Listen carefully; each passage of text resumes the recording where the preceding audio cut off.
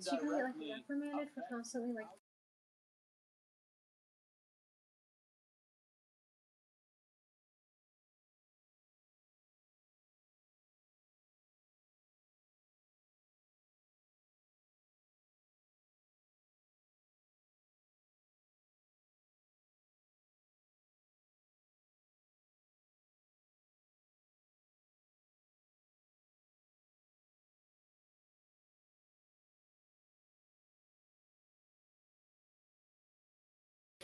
do you want me to leave?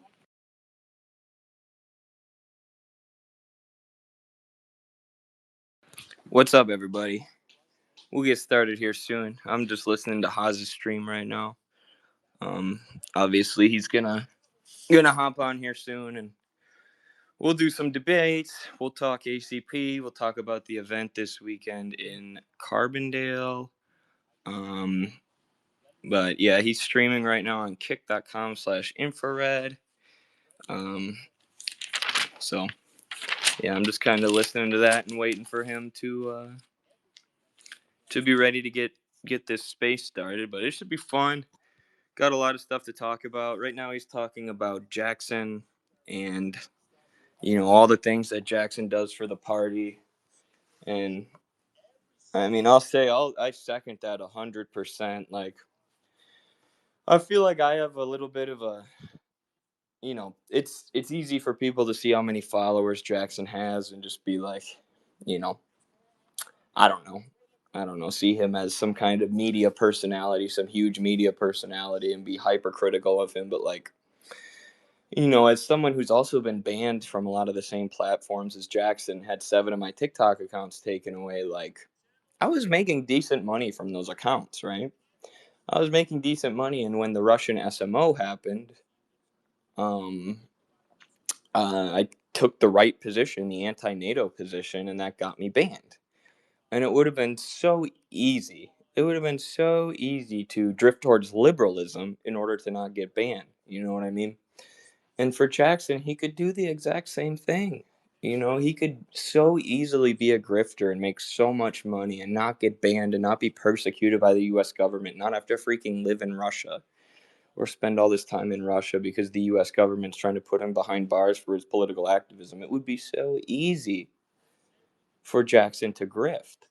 And, he's got all these Trump supporters who follow him, and people, who aren't already communists or Marxist-Leninists who follow him, who get mad at him for promoting the ACP, right? He does that not to gain followers, but because he does actually care, right? He does actually care about jump-starting a real political movement in America against the establishment on behalf of, the American working class first and foremost, but also on behalf of the Palestinians and Russians and Ukrainians and everybody who's being killed by U.S. imperialism and being killed by the U.S. government. And I don't know, I feel like as a content creator myself, not to say, content creators are the vanguard or anything, but it's so easy to not be principled. It's so easy to not be a communist and just grift for real. But Jackson doesn't do that. He's always put the party first. And right now, with what he's doing, like, as Haz said, what would be the point of him lecturing Tulsi Gabbard and Donald Trump and Mike Pompeo about Marxist-Leninist theory? They're American politicians. They're dumber than a box of rocks. They're not going to embrace Marxist-Leninist theory. these people are never going to be fully ideologically in line with us, no matter what we say to them. However, it's far better for us as anti-imperialists and as American communists if it's Tulsi Gabbard, John Mearsheimer, Colonel Douglas MacGregor, right? These sort of international realists who are far more anti-war than the likes of John Bolton and Mike Pompeo. So that's what Jackson's doing. And to me, I don't know, I was a little frustrated with the critiques because I'm like, this seems like common sense, right? It's common sense. No, these people aren't fully ideologically in line with us, but the idea is that they will weaken the U.S. empire. They will hopefully stop pushing us towards World War III with Russia. They'll hopefully pull U.S. troops out of northern Syria, which Trump has already talked about doing. And that's what Jackson's angling for. And I don't know, it seems so obvious to me that that's what he's doing. And it seems so common sense that that's the move. That's the move right now. Jackson has so much influence. He has so much influence over Trump supporters and American MAGA people. It's like, why would he not try to use that influence to fight for the best Trump appointments possible and fight against neoconservatives like Mike Pompeo, who are sexually attracted to war? Like, literally, they'd never seen a war they didn't like. So I get it why it might look weird, when he's saying I want Tulsi Gabbard in the Trump administration because Tulsi Gabbard is a Zionist. But it's like Tulsi Gabbard met with Assad. Tulsi Gabbard is against the U.S. war, the NATO war in Syria. That's better than Mike Pompeo, who's never seen a war that he doesn't like. I mean, it's common sense. And, like, we need to be pragmatic. Yes, we're a Marxist-Leninist party. Yes, we're educating the rank and file of our party about Marxist-Leninist theory. But, there's no point to trying to get Donald Trump to embrace Marxist-Leninist theory, right? And this is different than saying, vote for the Democrats because they're the lesser of two evils. It's not that, because the Democrats actually aren't the lesser of two evils. But between Tulsi Gabbard and Colonel Douglas MacGregor and, versus Mike Pompeo and John Bolton, yes, Tulsi Gabbard and Mearsheimer and MacGregor and whoever else, these people who want to end all these wars, they are absolutely better than the neoconservatives. They absolutely are the lesser of two evils. If we can get an administration, or if we can get a cabinet that wants to pull out from Ukraine, that's good. That's a win for us. That makes our job as communists in the United States easier, which is what Jackson's trying to do. He's trying to use his giant platform to boost the American Communist Party and make our job as easy as possible and weaken the U.S. empire, the U.S. government, the U.S. capitalist class as much as possible. And frankly, he does that better than anyone. There's no way that our party would have the support it does internationally and domestically if Jackson wasn't doing that. And I get, there may be some left-wing hyper woke organizations who don't want to work with us to feed homeless people and better the material conditions of the working class because of some tweets that Jackson made, but that's pure purity fetishism. We shouldn't care, right? These woke organizations are a dead end, right? People are sick of that. That's what people voted against in this election. So who cares if some leftist organizations are cancel us because of Jackson's tweets? Who gives a shit? Frankly, they're they don't have a solid analysis of what's going on. So that's all I have to say about that. I'm gonna shoot Haas a text here and let him know that the stream is going, or that the space is going, and we'll start having some other people on soon to discuss. But yeah, and if you want to come up and talk, whether you want to issue, whether you want to point out your criticisms of the ACP or whatever, feel free to request as speaker, and we'll get you up here eventually. But let me text Haas real quick.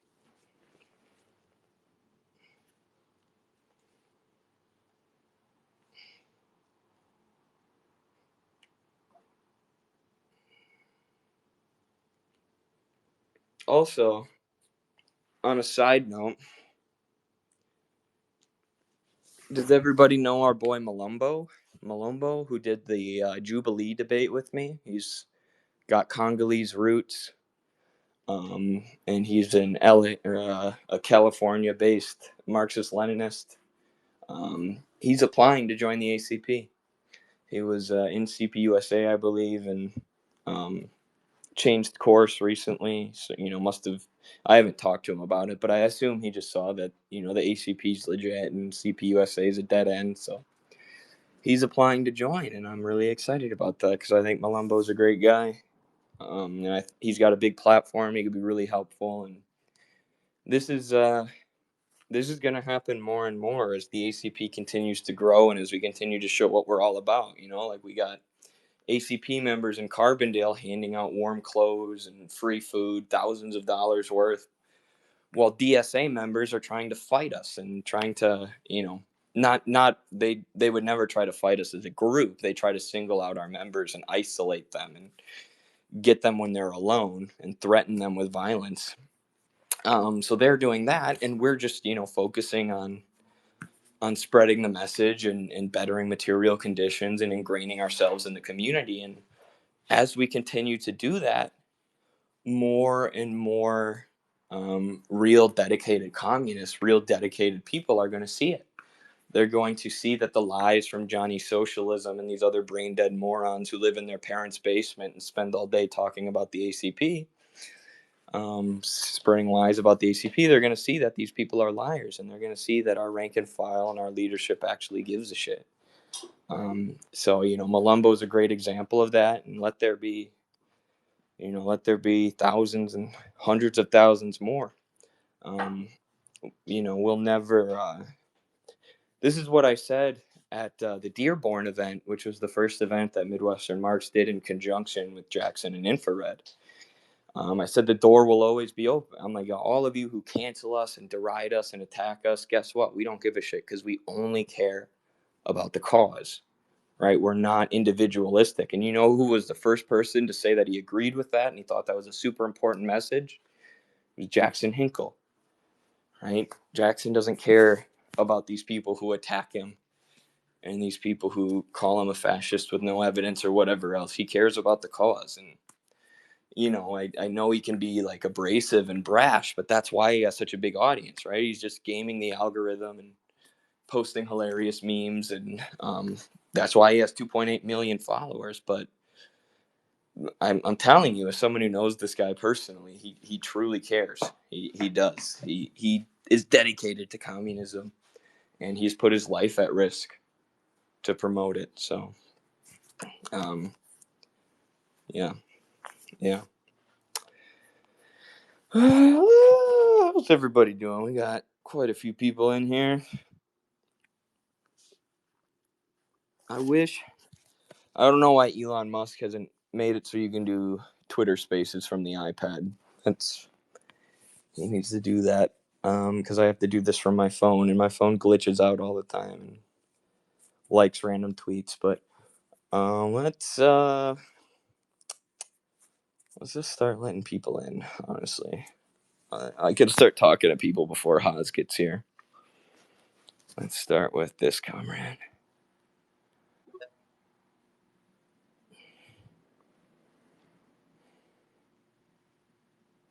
Yo, what's up? Oh, hello, it's me. Yes, you're live. Okay, so I'm a dual national. Well, first of all, can you hear me all right? Yes. Okay, cool. I'm a dual national, British and American. I grew up in America, so I have the accent, but I've been living in Britain for the last like 5 years or so. Um, I have been watching the ACP grow with interest, particularly after the uh, you know, sort of disaster that happened to the CPUSA and the PSL after, pro-Kamala electoralism. And I just had one or two questions I wanted to ask about the party in general, if that's all right. For sure. All right, so probably I was listening to another space a while ago, and Haas was saying that he can have different opinions from like what the official party line is, and that's absolutely true. But from the standpoint of democratic centralism, shouldn't he like keep any disagreements with the party line to himself, or what would you say about that? Yeah, it's not necessarily disagreements with the party line that he's talking about there. He's more so talking about like what Jackson. I mean, I was just talking about this, but like what Jackson's doing with trying to get Tulsi Gabbard and Douglas McGregor appointed. Like obviously they're not 100% ideologically in line with the ACP, but the pragmatic thing is to get them appointed rather than these neocons. So I think what Haas is saying is like even though they're not in line with the party positions, obviously they're not ideologically in line with us. They still or I mean, it's still good for Jackson to push that position from a pragmatic perspective. Like obviously anything that directly contradicts the party line, like if Jackson was posting that Mike Pompeo and John Bolton should be appointed, then that would be dealt with internally, and that would be against democratic centralism. But and also there's obviously all these um, there's different media conglomerates that make up the ACP, like Midwestern Marx and Infrared and Jackson's Institute for a Free America. And when it gets down to like the nitty gritty theoretical issues, there might be slight divergences of opinion, and this is where we want to have some kind of media sovereignty. Each of the media conglomerates that make up the ACP maintain some kind of sovereignty, so that we can discuss these, nitty gritty theoretical issues or policy issues, and not in the sense of, if any of us directly contradicted a party position, then that would be a step too far, right? But having discussions about these important issues, where our way of explaining it might differ a little bit, or maybe our conclusions differ a little bit. We allow for that, because Marxism is flexible and Marxism is always evolving. So we want to actually encourage debates, comradely debates on the most important issues. What internally or even externally in the proper forum. So I would say we wouldn't allow anyone to violate democratic centralism by coming out with a position that's against the party line. That would be dealt with. Um, but we do allow for some freedom of thought and some sovereignty for the media institutions that are part or connected to the party. That because we don't want to what we want to avoid is like neutering anyone, like neutering Jackson and not letting him reach Trump supporters. Like um, I don't know. Yeah, I guess does that make sense? No, no, absolutely. I'm fully on the same page. I agree with literally everything you just said. There does need to be um I don't know if individuality is the right word, but a certain plurality in thought within the Yeah. party. I was just wondering on the policy of voicing that publicly for the party. And the second question I had is sort of more general, and then I'll hop off and let other people do stuff. What would you say is and on a personal note, you of the big three within the ACP, you, Hinkle, and Haas have always been the one that I was like, you know what, that guy kind of knows what he's talking about, like the most, right? So, um, if like, what would you say is the number one short term goal for the ACP moving forward? Good question. I'd say if I had to distill it to anything, to any one sentence, it would be ingraining ourselves in communities and workplaces. Like we're not running any elections unless we know we can win. So like recently Chris Halali won the election for High Bailiff, but that's just because Chris has been a communist incredibly active in his community for years, and he already had the infrastructure built up to the point where we knew that he could win. Um, and that's the kind of community connection we want to build and strengthen in every area. So that's why we're doing so much community service work, getting to know the communities, getting to know, churches or community organizations on the ground. And it's been a lot of community based stuff so far, but the next step for us is to start attacking things at the point of production, attacking things at the workplaces. So we're going to be doing a lot of stuff in rail coming up, and attacking, the deterioration of America's rail infrastructure, and trying to organize some of those rail workers in the Midwest. But that's part of a three-pronged strategy that involves obviously our social media and our media propaganda and education, including Carlos's educational program, which has been rolled out recently um, within the party, and also the regular social media propaganda and education that we do. Then ingraining ourselves in communities with the community service is the second prong, and then the third prong is um, organizing workplaces, attacking things at the point of production. So yeah, that's our immediate goal: ingrain ourselves in communities and workplaces so that we are in a position to start claiming political power for the party and for the working class. Yeah, I think you really hit the nail on the head there.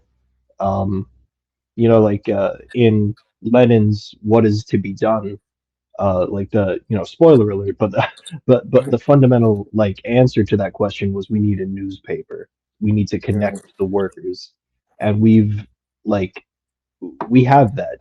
This is literally Lenin's, pardon the phrase, but this is Lenin's wet dream. What's happening right now? Um, and I would love to see more capitalizing on this media, right? But I agree with what you're saying. I agree with your short-term goal, and I don't want to take up any more of your time. But thank you very much for taking the time and speaking to me. I appreciate it. awesome, you bet. Thank you for coming on. Before you leave, are you a part of any of the parties in the UK? So I was a part of the Communist Party of Britain, Mm-hmm. right? The CPB. They're like, there's a lot. It's annoying. It's a Mm-hmm. lot like the U.S. situation, really. Yeah. But uh, that sort of went away for uh, this is neither here nor there for the purposes of this discussion. But I'm looking into joining the Workers' Party of Britain, which isn't explicitly communist, but everything I've heard from members and people who know members is that it's basically communist, Yep. but sort of more socially in line with the ACP and less worried about, like safe spaces and, pronouns and all that stuff. Absolutely. Yeah. The two parties that we have connections with and endorse in Britain are CPG ML, and then the Workers' Party of Great Britain. So glad that you're thinking about joining the Workers' Party. Awesome, man. Thank you so much for your time. I really do appreciate it. You bet. Thanks for coming on. All right. Well, no haters so far. Um, this is about as nice as this space will get before Haas, the mean one, gets on. Now's your chance to deal with just me, the nice one. Well, I'm also pretty tired, as you could probably hear in my voice. But when Haas gets on here, we'll probably be looking for more haters. But Let me see if he texted me back real quick.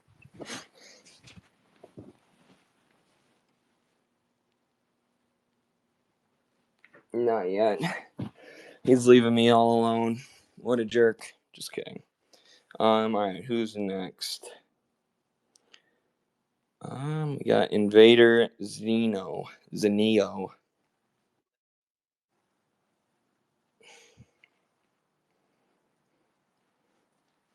They're connecting real quick. What's up? Welcome.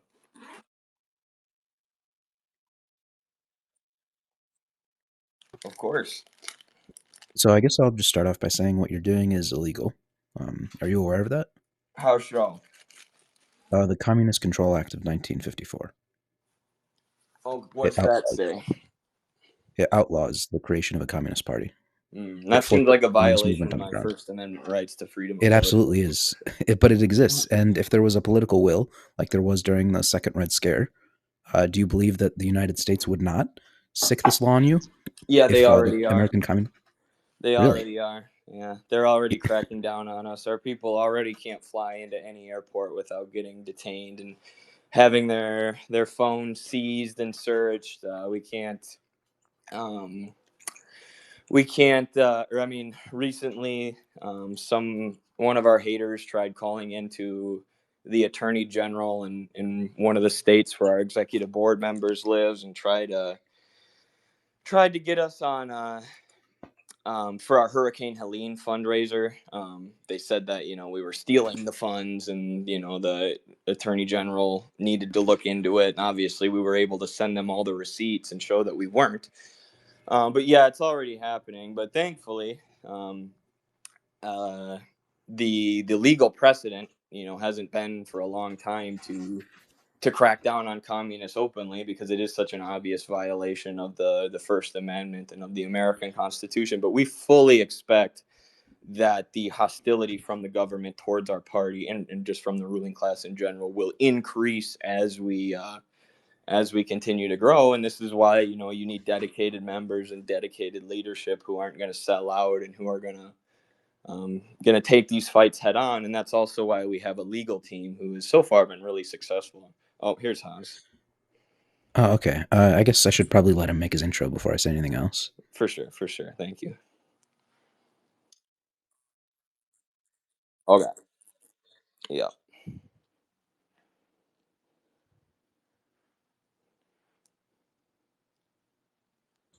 All right, Eddie, I'm so sorry. I went on a major rant on stream about defending Jackson. Anyway, let's pick up this person. Wait, is this them? All right, if you are friends with us and like us, then unrequest. Only if you hate us should you request. We should. Did you not make a title or no? Oh, I thought I did. I don't know why. Let me make one. Okay.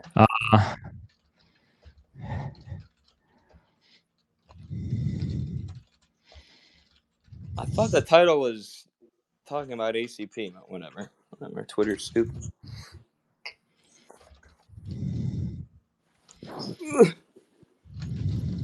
I just went on the same exact kind of rant defending Jackson.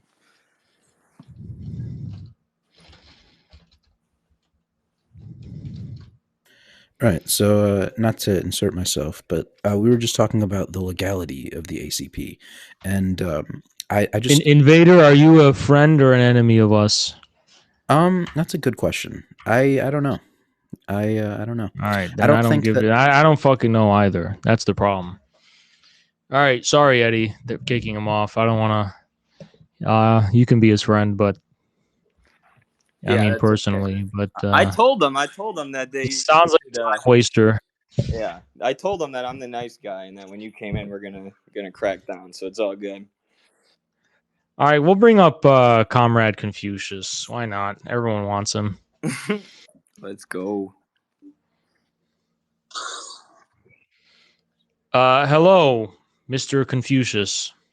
Hello from the brutal capitalist dictatorship of Kuala Lumpur. How are you guys today? Doing very well. How are you? Very well myself, thank you. I'm surprisingly not suffering from too much jet lag. I've just got back from London. So tired, but yeah. I've been pressured by your supporters to come and talk to you guys. Yeah. All right. What are the criticisms you have toward the ACP? Well, let's start with the good points first. I commend you for your charity work, and I commend you for what you've been doing for the people of America. But I do not agree, for example, that America in its current state can ever become socialist. That's kind of ambiguous, but broadly, I think we agree with that. We want to reconstitute the United States. Actually, it's in our program. I'm a bit curious, though, as to when you say reconstituted, does that mean giving the Native Americans sovereignty over America? Well, they would have a level of they would partake in a general popular sovereignty, I suppose, with maybe something that's the equivalent to an ASSR, autonomous republic from the Soviet times, if they are more interested in preserving their local and specific ways. But generally, we think the reserve system is a disaster. We think that we think the United States of America was a great first step of the actual mission of the American history, which is to actually build one united republic, the United States. And this is my opinion, by the way, Eddie. You can disagree with it, but this is my opinion. Again, this is not necessarily the reasoning for what's in our program or constitution. It's just my take on it. My take on it is that the United States of America was born out of a compromise. At the time of the signing of the Declaration of Independence, the founding fathers had to compromise with the states, which had a lot of vested and private interests behind them, including that of the slavocrats and the planters and other elements. So the states wanted to preserve. They were not really ready to go full in on one united republic. So there had to be a compromise, that was made before the signing of the Declaration of Independence and the ratification of the Constitution, respectively. And that led to this idea of the United States. The United States was just all that meant originally was we states are coming together, but that didn't really, the federal division was not really, and then the critique of the federalism were also in not necessarily in the private interests of the state. So it was a very kind of chaotic patchwork, and we've preserved it like many other things, like the weights and measurement system that we have. We've preserved a lot of these things just out of historical inertia, and they have not really come to face their actual rational basis yet historically. So, that's kind of our view on U.S. American history. It has been many things, many archaic and outdated things, including our common law framework. Common law is nice in local settings, but applied to a national scale, it's rather absurd. We don't even have a real kind of equivalent to the Napoleonic Code. And again, on the one hand, not having these things has allowed us to be dynamic in certain respects because it's allowed us to focus more on things like civil society, which is, economics and technology and innovation. When it comes to actually building a state, a functional state of the people, we are an extremely young and immature nation, in my opinion. And that is what, that's the next stage of U.S. history is going to, as Mr. Dugan has said, actually, I fully agree with him about this. The task of really building an American state is ahead of us. I agree. And if you read the Federalists, their early writings, and Christian Parenti has talked about this, they say this openly. They're like, if we form an American state, if we form this union, and we give people democracy, how do we stop them from taking our wealth? How do we stop, the working class from preventing the ruling class from accumulating endless wealth. And they said, well, the solution is to keep them divided. And to this day, you know, they've done a good job of that, keeping the American people divided, whether it be by the states or, you know, by other things like race and ethnicity. And it needs to be reconstituted, as Haas said, and really united into one real socialist republic. I'm just wondering if that union also includes people from the LGBT community as well. I'm wondering as to whether that union would also include those people, or if those people will be treated as degenerates. Well, I don't regard people to be political subjects on the basis of their sexual orientation or their sexual activities. Me neither. But I don't. It's not. See, it's not really about persecuting people for stepping out of line, as it is encouraging pro-social tendencies, which are necessary for a functioning and harmonious and lasting society. So that's not, you know, I don't, as far as the state's regard for the private life of, you know, private, intimate life, I think it would just be, you know, encourage the facilitation of the continuation of society. And, you know, if people can't come to terms with that on an individual basis, it's real. This is my view. It's really up to their families. It's up to their communities to decide to what extent they are willing to tolerate that. But I think most societies, including the most extremely conservative ones, have shown that, you know, exceptions to the rule are not necessarily always, you know, rooted out and completely eliminated and exterminated. Sometimes there's, you know, just an acceptance that, yeah, there's just going to be exceptions. And I think that's just the norm for most societies. But, you know, when you see, I don't like this kind of, because I know there's a lot of implied. I mean, look, do we want to persecute LGBT people? No. But we get accused of wanting to do that because we, for example, don't want it to be pushed on children, or we don't want LGBT flags to be in like the cities and towns, and like we don't want pride parades, we don't want things like that. And people kind of disingenuously try to make that personalized and be like, oh, so you really hate the individuals and you want to persecute them or jail them. And it's like, well, no, we're not thinking at the scale of individuals. We're thinking at the scale of society and that level of responsibility. And those are two very different things. Well, in the 1950s, you know, they used to have this belief, this widespread belief that the gays were trying to corrupt American children with their what was the word for it? Their degeneracy. Yes.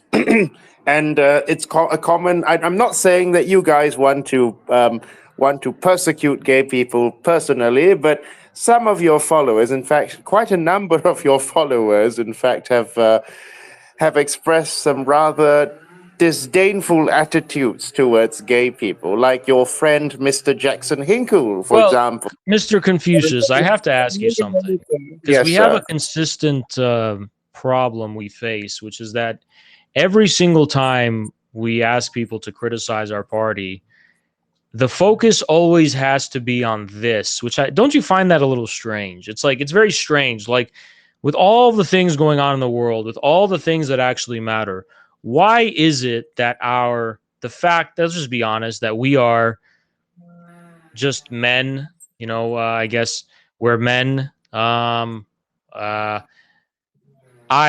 to flatter ourselves, but I think we are, you know, masculine, and unapologetically, and you know, we're heterosexual, normal men, and like, I feel like there's some kind of strange agenda. I don't know where the agenda originates that doesn't want communism to be associated with those kind of traits. And I think that is what I find deeply suspicious. And the reason I find it deeply suspicious is because if communism is only ever associated with people with very marginal and abnormal sexual habits and, you know, I think that see, you need to think about it like this, Mr. Confucius. When you're fighting a war, how do you keep an army fighting a war? People willing to go and die and risk their lives, they have to have something to fight for. They have to have, maybe they have kids to defend, maybe they have a wife to defend back home, they have a future they're looking forward toward. There's this kind of successful way in which the authorities, in my opinion, have divorced communism from having any place in the socius and the actual heart of society itself, so that it's consigned to the fringes by just elements that want to distinguish themselves from society in every respect. And look, Mr. Confucius, I want to give you an example of this directly, just so you understand. We went to Carbondale, Illinois, and we actually thought we would be like, there's a possibility of a confrontation with like the DSA, who were all, by the way, all these people are these sexual minorities you're talking about. And we thought there would be some kind of battle, or because they said they were going to protest us or whatever. We went down there and they were nowhere to be found. Of course, they're not going to confront us. Of course, they didn't have the courage to do that. But you want to know who did muster up the courage to start doing reconnaissance, to scout us out? The actual local neo-Nazis, full out neo-Nazis, like the actual criminal skinhead types.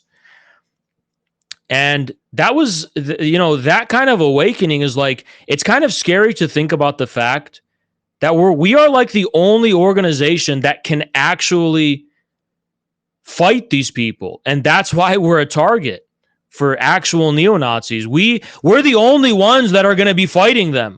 When the Civil War comes, it's just going to be fucking us. All these people who you're talking about who have this existential turmoil about their genitals, they're not going to go and fucking die in a war. They're not going to go and die for a political cause. That's going to be us.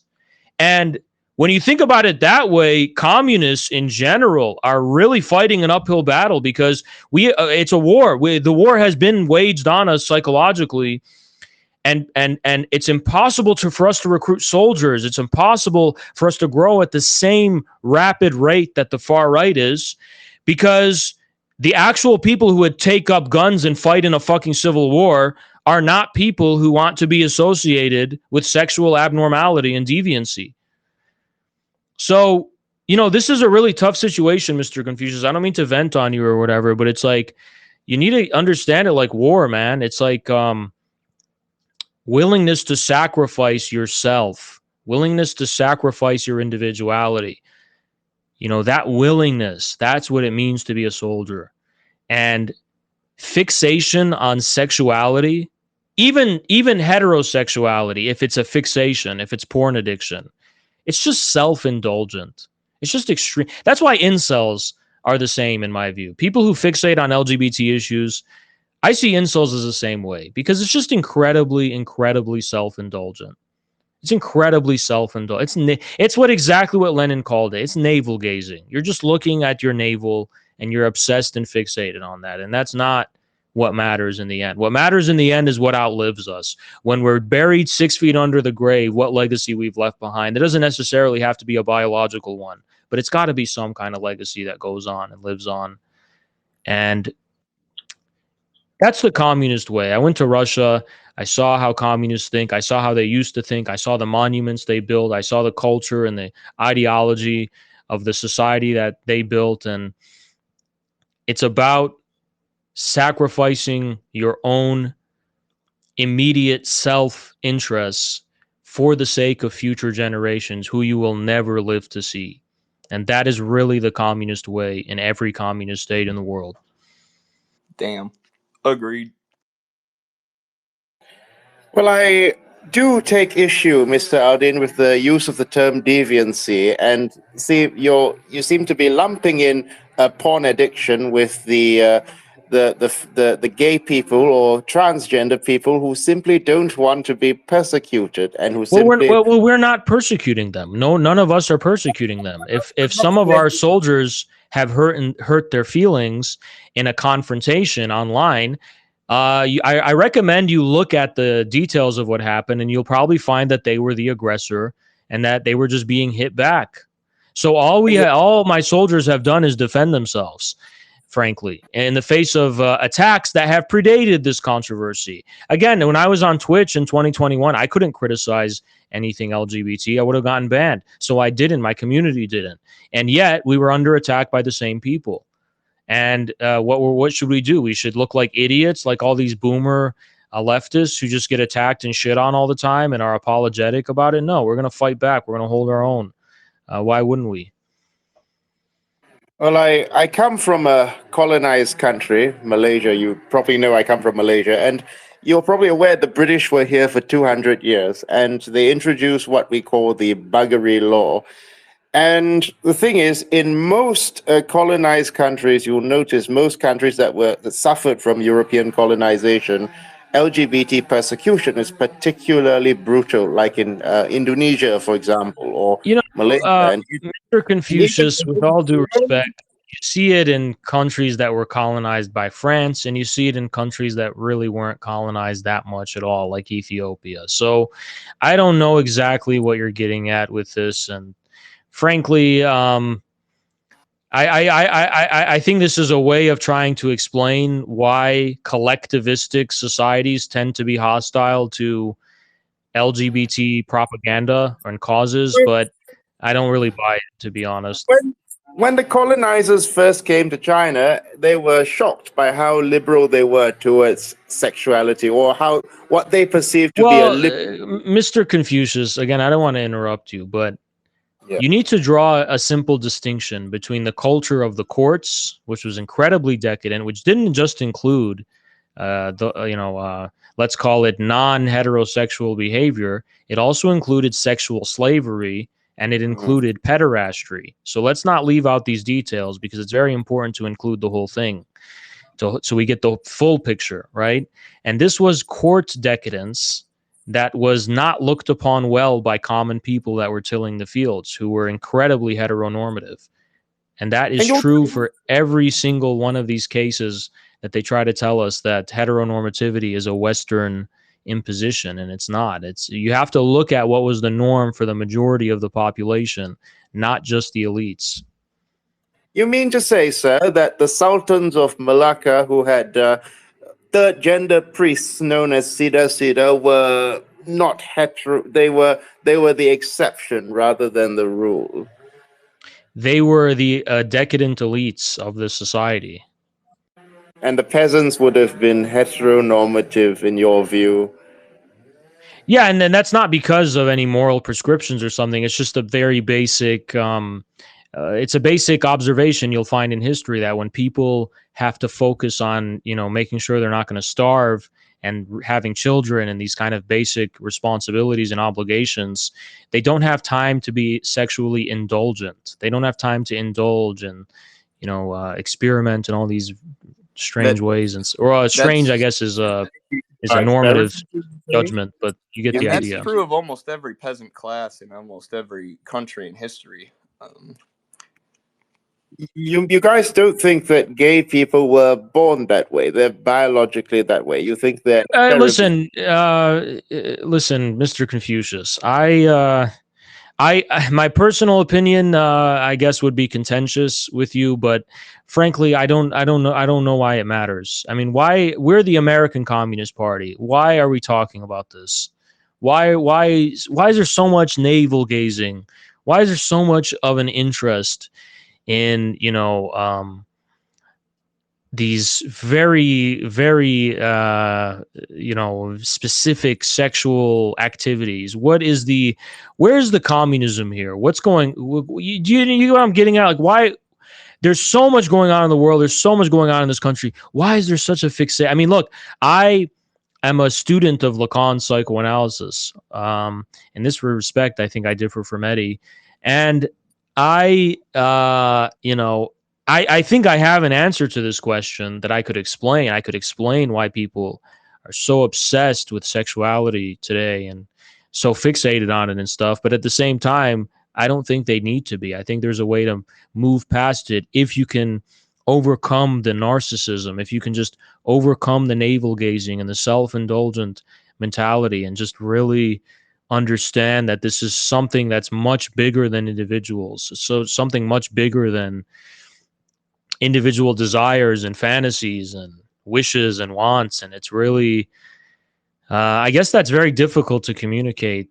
You know, it's easy to say, but it's hard to really get across. And that's why frankly, I don't mean to ramble, Mr. Confucius. I know I'm taking a lot of time. But, you know, I'm of the personal opinion that in Western societies, and particularly in America, this hard pill that I'm explaining about how individual subjectivity doesn't really exist and it's nothing to fixate on, and reality is very cruel and impersonal, and, well, not necessarily cruel, but it definitely is impersonal. I don't think this lesson is something I'm going to be able to communicate to everyone with my words or with anything. I think that through the course of events, there's going to be incredible, horrific things that happen in this country that traumatize people into this realization. I think people are just going to have to face this reality in a really direct way when they witness with what ease how many millions of people perish and just die, and how through the chaos and the back and forth of real political turmoil and instability, ecological catastrophes. I'm not obviously I'm not a green global warming alarmist, but ecology doesn't just mean climate change. It means you know, for example, if something like Chernobyl happened, you know, just we've created such an immense destructive power with civilization. And there's no reason to assume that we're not going to witness and have to face the destructive power of our collective existence, whether it's through nuclear war, whether it's through an accident of industry, whether it's something else. And it's like only when people really face this in a way they can't explain through individualism are they going to understand what I'm talking about. Yeah, it's the same reason there's no strong LGBTQ plus movement in Palestine. They're too busy fighting for their lives every day to focus on these things. And you know, as the American empire decays, it's highly likely, as Haas is saying, that we're going to be in a similar situation, that the violence, um, the U.S. government, or I should say the capitalist imperialists and the finance capitalists have enforced on the rest of the world, is going to come back home here to us, and we're going to be facing some very dire situations, and there's not going to be time to focus on our own individuality, our own sexuality, our own sexual dispositions. It's going to be, you know, we have to, as Haas said, fight, essentially be soldiers, and think of the collective first. And a lot of these like DSA folks who are hyper focused on their own sexuality are going to, I think, get a very rude awakening. And this is, you know, I don't draw from Lacan like Haas. I've never read Lacan, but it's a very liberal idea. The idea that, you know, my sexuality and my gender identity should be prioritized above the collective, or that this is what's most important. And that's not to say we want to persecute those people. That's not to say we don't want to let people, you know, consenting adults do what they want in their bedroom. We don't really care. But, you know, this is just the reality that there's a reason why people in Gaza aren't focused on their own sexuality and gender identity. If I may ramble further just a little bit, you know, I'd like to kind of, at the risk of being controversial, I'd like to say that I really do think there needs to be a rehabilitation of Slavoj Žižek's critique of ideology, which, to be fair, he's kind of drawing a little from Althusser there. He's mixing and matching things that don't necessarily belong. But nonetheless, when he's inquiring upon his like original breakout book, The Sublime Object of Ideology, I think that needs to come back in some kind of way. There needs to be a kind of critique of not necessarily ideology, which was an idealistic framing of it, but because in some sense, the reason there's such a fixation on sexuality, whether it's feminism or the LGBT stuff or whatever, is because oftentimes when it comes to political radicalism, there is definitely something going on in the, you know, structure of how, let's call it loosely, subjectivity is developed in the family, right? There's something about that development which is obscured, or it's halted, or it's impeded, or it faces some kind of turmoil, where people genuinely have problems with, the authority of their parents. They obviously, all teenagers have this problem,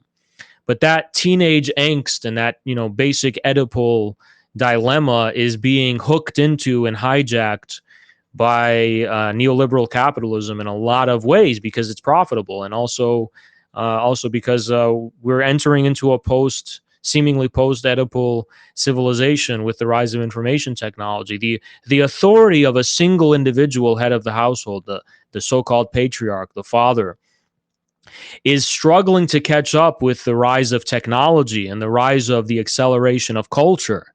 I mean, when teenagers look at their parents and they're like, "Oh, Dad, you're stupid. You don't understand."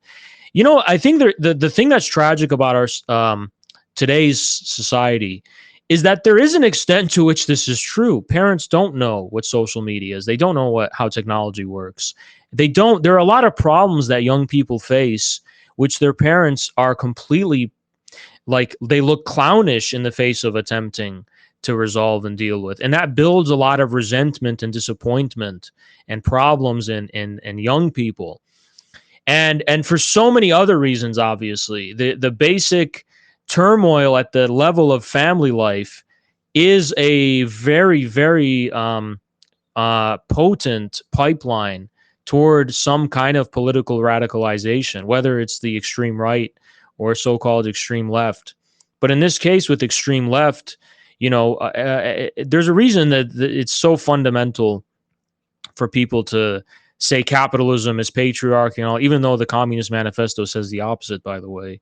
But in any case, it's because they need the authority of the state, of the school education system, of established authorities, of the ideology of capitalism, of the ruling ideology. All of that is bounded up with their father's wisdom, and they reject all of that wholesale. So they have problems with their fathers primarily, which they then kind of it gives them a kind of subjective freedom to reject the authority of the established media and institutions of society in general. And that is where they locate the meaningfulness of communism for a lot of young Americans.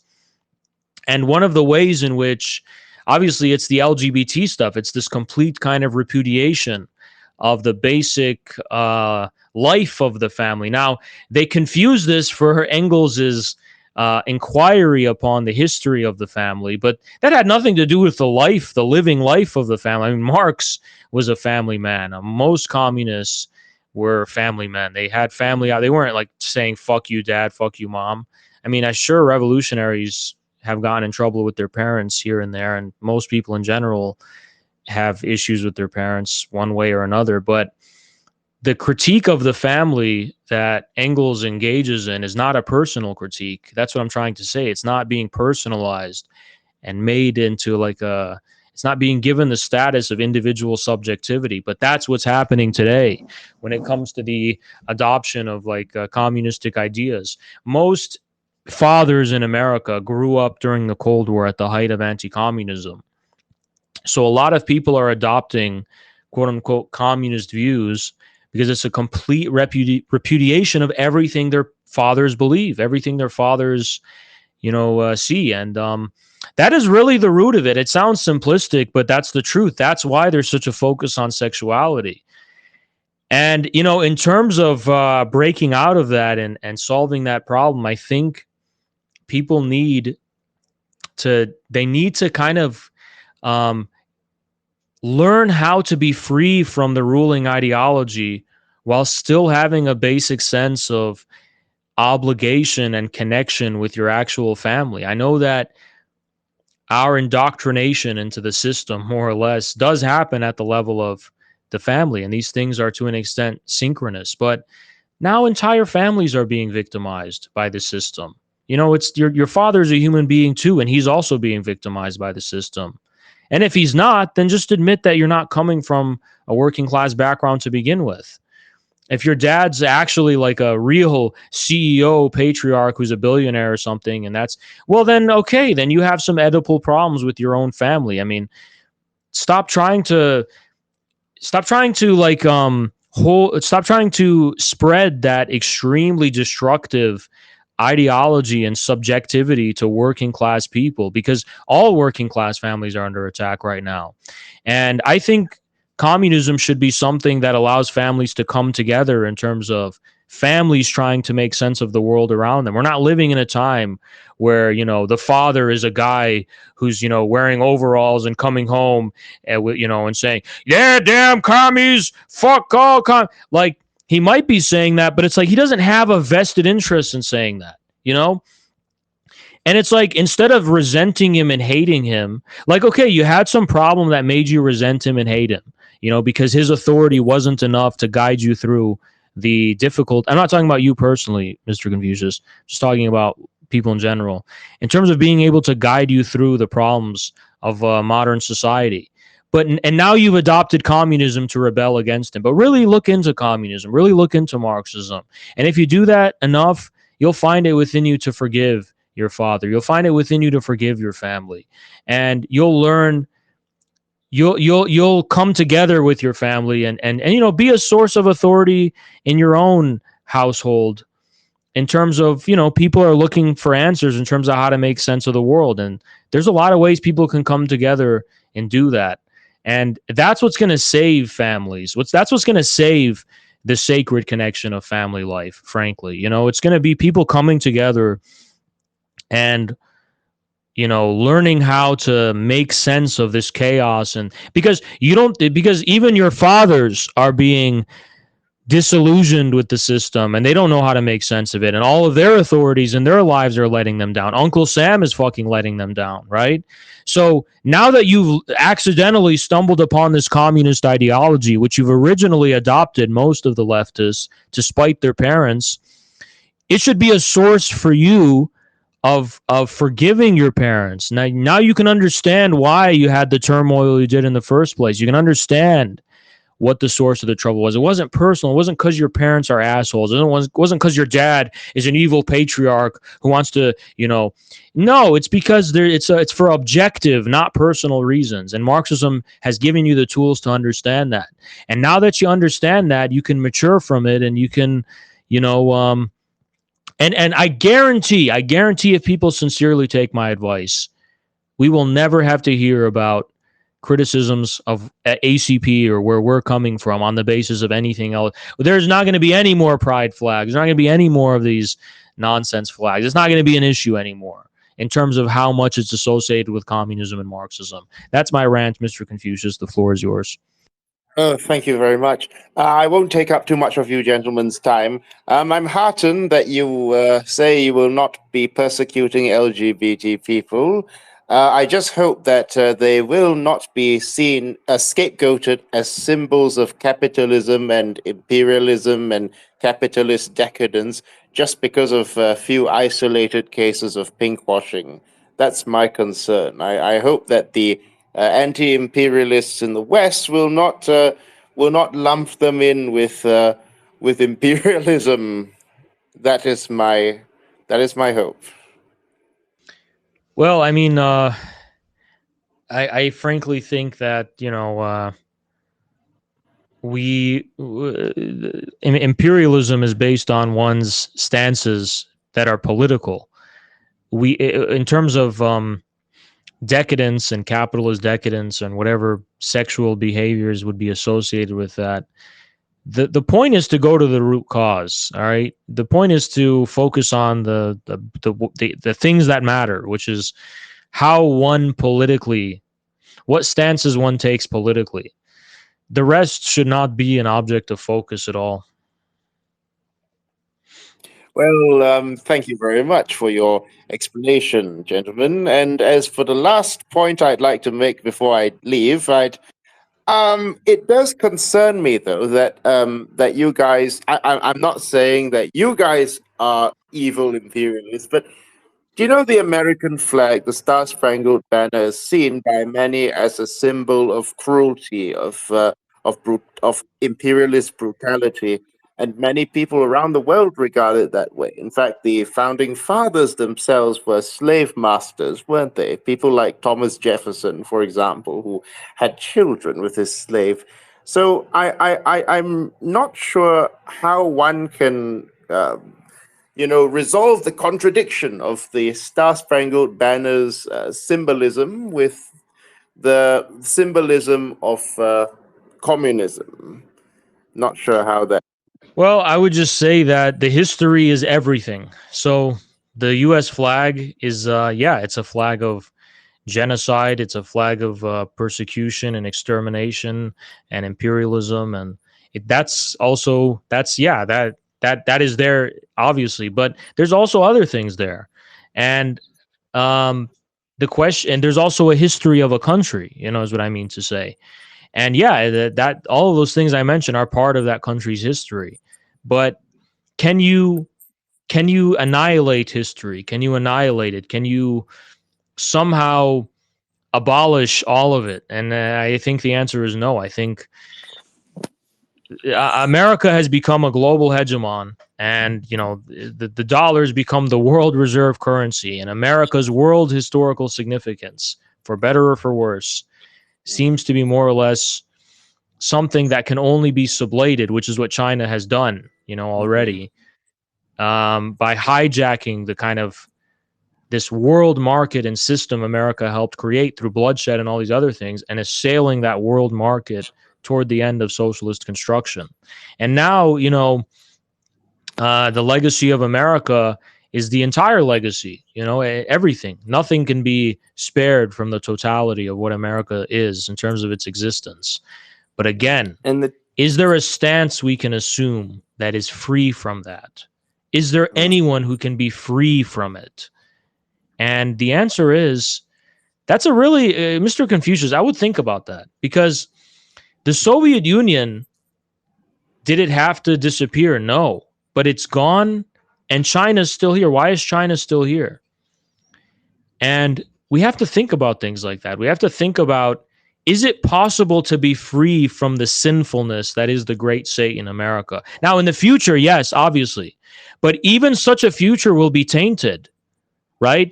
China, for example, with the reform and opening up, and obviously it stopped being in a perpetual state of war with America. Other countries has had a history of trade with America and being part of America's global system, and still are, as a matter of fact.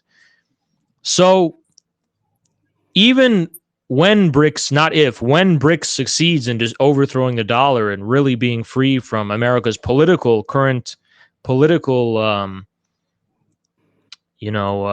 regime, is it possible for any kind of subjectivity in the world to be pure and free from the impurity of the evil that is America in terms of their history? And I don't think it is. And China, I think the whole... Yeah, go ahead. Sorry, I was just going to say, China has even given a name to this sort of rejecting of your country's whole history and just viewing it as one-sided, only seeing the genocidal, aspects of your country's history, and not embracing the resistance to the ruling class that's also a part of your country's history. They call it national historical nihilism. They say you have to come to terms with the entire history of your country. In the U.S., that means genocide and imperialism, but it also means, the Civil War, the war against slavery. It also means the Civil Rights Revolution, the mass movement against apartheid. And we need to come to terms with, all aspects of our history. And China has identified, not doing that as a failure of socialist countries in the past, including the USSR. They've said you can't, you have to embrace your country's history and traditions. You can't just reject them outright. Whether that be the positive aspects, the progressive aspects, or the reactionary aspects. And Carlos talks about this in his book, Why We Need American Marxism. If we ignore the positive aspects of America's history, it's an incorrect picture. It's not the full picture. And this is why Midwestern Marx has made such an effort to embrace explicitly American heroes, heroes in the class struggle, like W.B. Du Bois and Martin Luther King. So yeah, I'm not doubting. Sorry. Go I'd ahead. also say, I'd also say that when it comes to the Marxist appraisal of history, the way in which something is regarded as progressive or reactionary is not based in, if I was alive at this time and had unlimited power, would I fashion reality in this way, according to my moral sensibilities? It's actually about, given the reality at the time of history. When I say the reality of the time, I don't mean in a cheap sense. I mean the mode of production, the history. What is new here? What has changed? What is the change that has happened? What decisive outcome of a given development, right? So oftentimes Soviet historians had no trouble praising certain elements, even within feudal societies, which they viewed as facilitating the development of history, ultimately in a direction out of feudalism, of course, but even before then. Soviet authors would debate and talk about whether historical figures during times where slavery was normal and where rape and war was normal and all these horrific, terrible things were completely normal.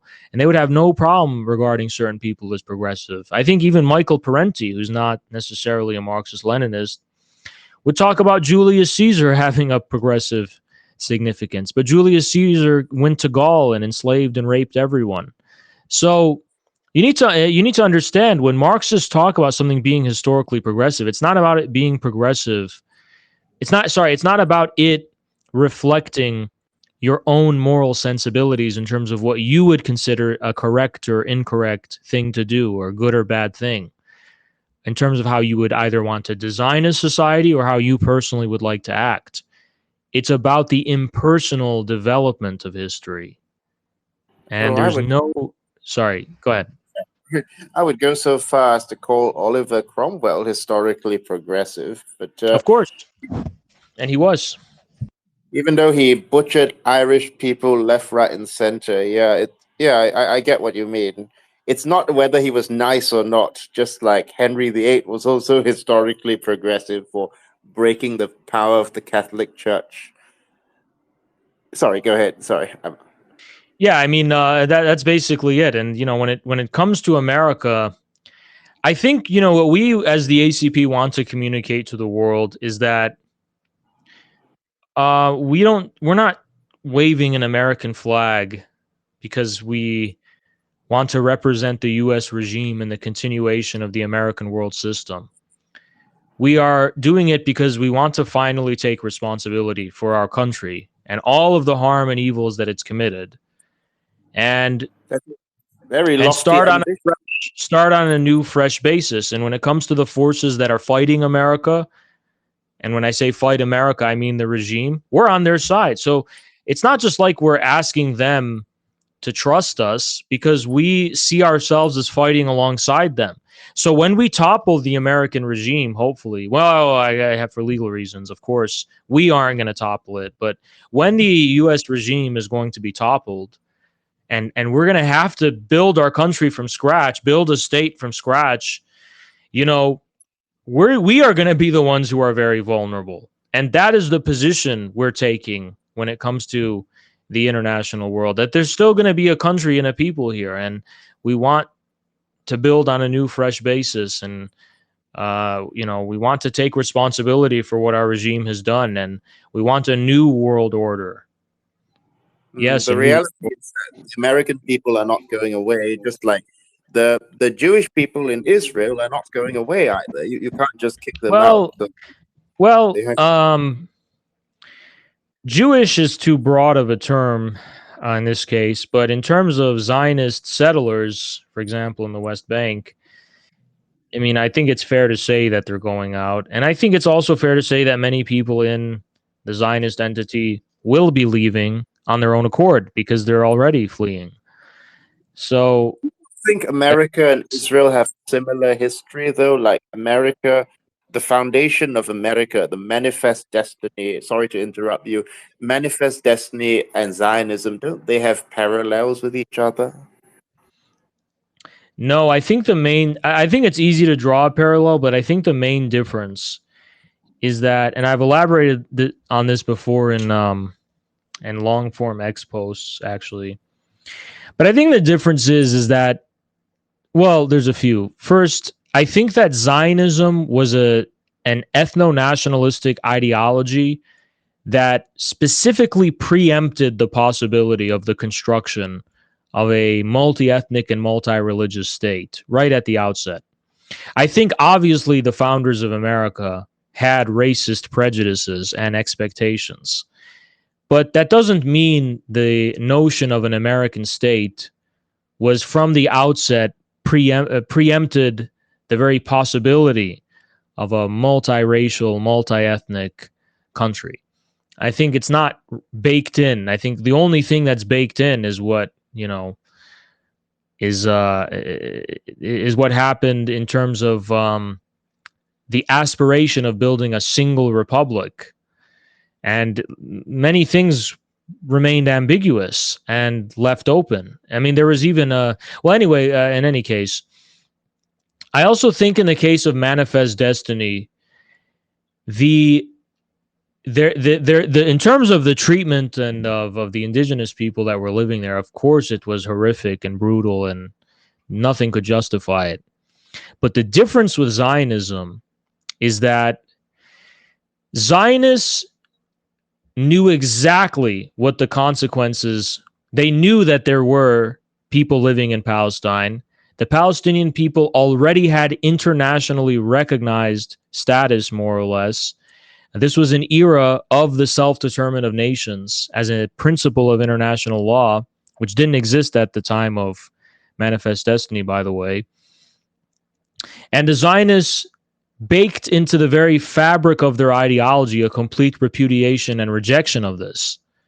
That is explicit and express. I mean, the fact that there wasn't a historical process in which there was any real encounter with others. The settlers did encounter various indigenous people. That was a real historical encounter. Their response speaks for itself. It's completely unjustifiable. But Zionism, in its meticulous cunning, already knew about these others. It already knew everything. It already understood that they had a status within both the framework of international law and, the norm of what was considered morality at the time. And they didn't care. They still went through it anyway. They completely denied the process of entering into an encounter with the Palestinian people where there would be a process of mutual recognition initiated. Settlers, the form the mutual recognition with indigenous people took is that the indigenous were demonized for superstitious reasons, for fanatical reasons, for oftentimes, and this is another thing that's really neglected. Here's why my final point, I think Manifest Destiny was not principally a political project. It was primarily a movement that was occurring within civil society that was based in economic greed, primarily economic greed. But in terms of an ideology, and so Manifest Destiny, in terms of an ideology, was just this broad theme that reflected this incredible capitalistic greed within civil society that was sublimated as Manifest Destiny. That's secondarily how it was more or less turned into a story of some kind. But Zionism wasn't just, at least directly, I know it fits within the whole capitalist world system in a specific way, but that is a political ideological project whose ends with respect to civil society are defined at the outset. And I think that's a fundamental difference. I think Manifest Destiny reflects the evils of capitalism in general, but Zionism doesn't just reflect the evils of capitalism. It assumes a fascistic dimension precisely because it responds to the breakdown and failures of capitalism in a very specific way and for a very specific people, namely the Jewish proletariat in Europe. that Jewish proletariat had socialistic aspirations like the rest of the proletariat. And Zionism, similar to fascism, hijacked the disappointment of capitalism, the failure of capitalism, in order to extend its lifespan artificially through the terroristic dictatorship of the state. And that is what Zionism did. But Manifest Destiny didn't do that. That was literally just the naked and ugly reality of capitalism itself. So I think that's a fundamental distinction I draw. But stage is yours. Thank you very much. I think I'm done, actually. Just one more thing before I go.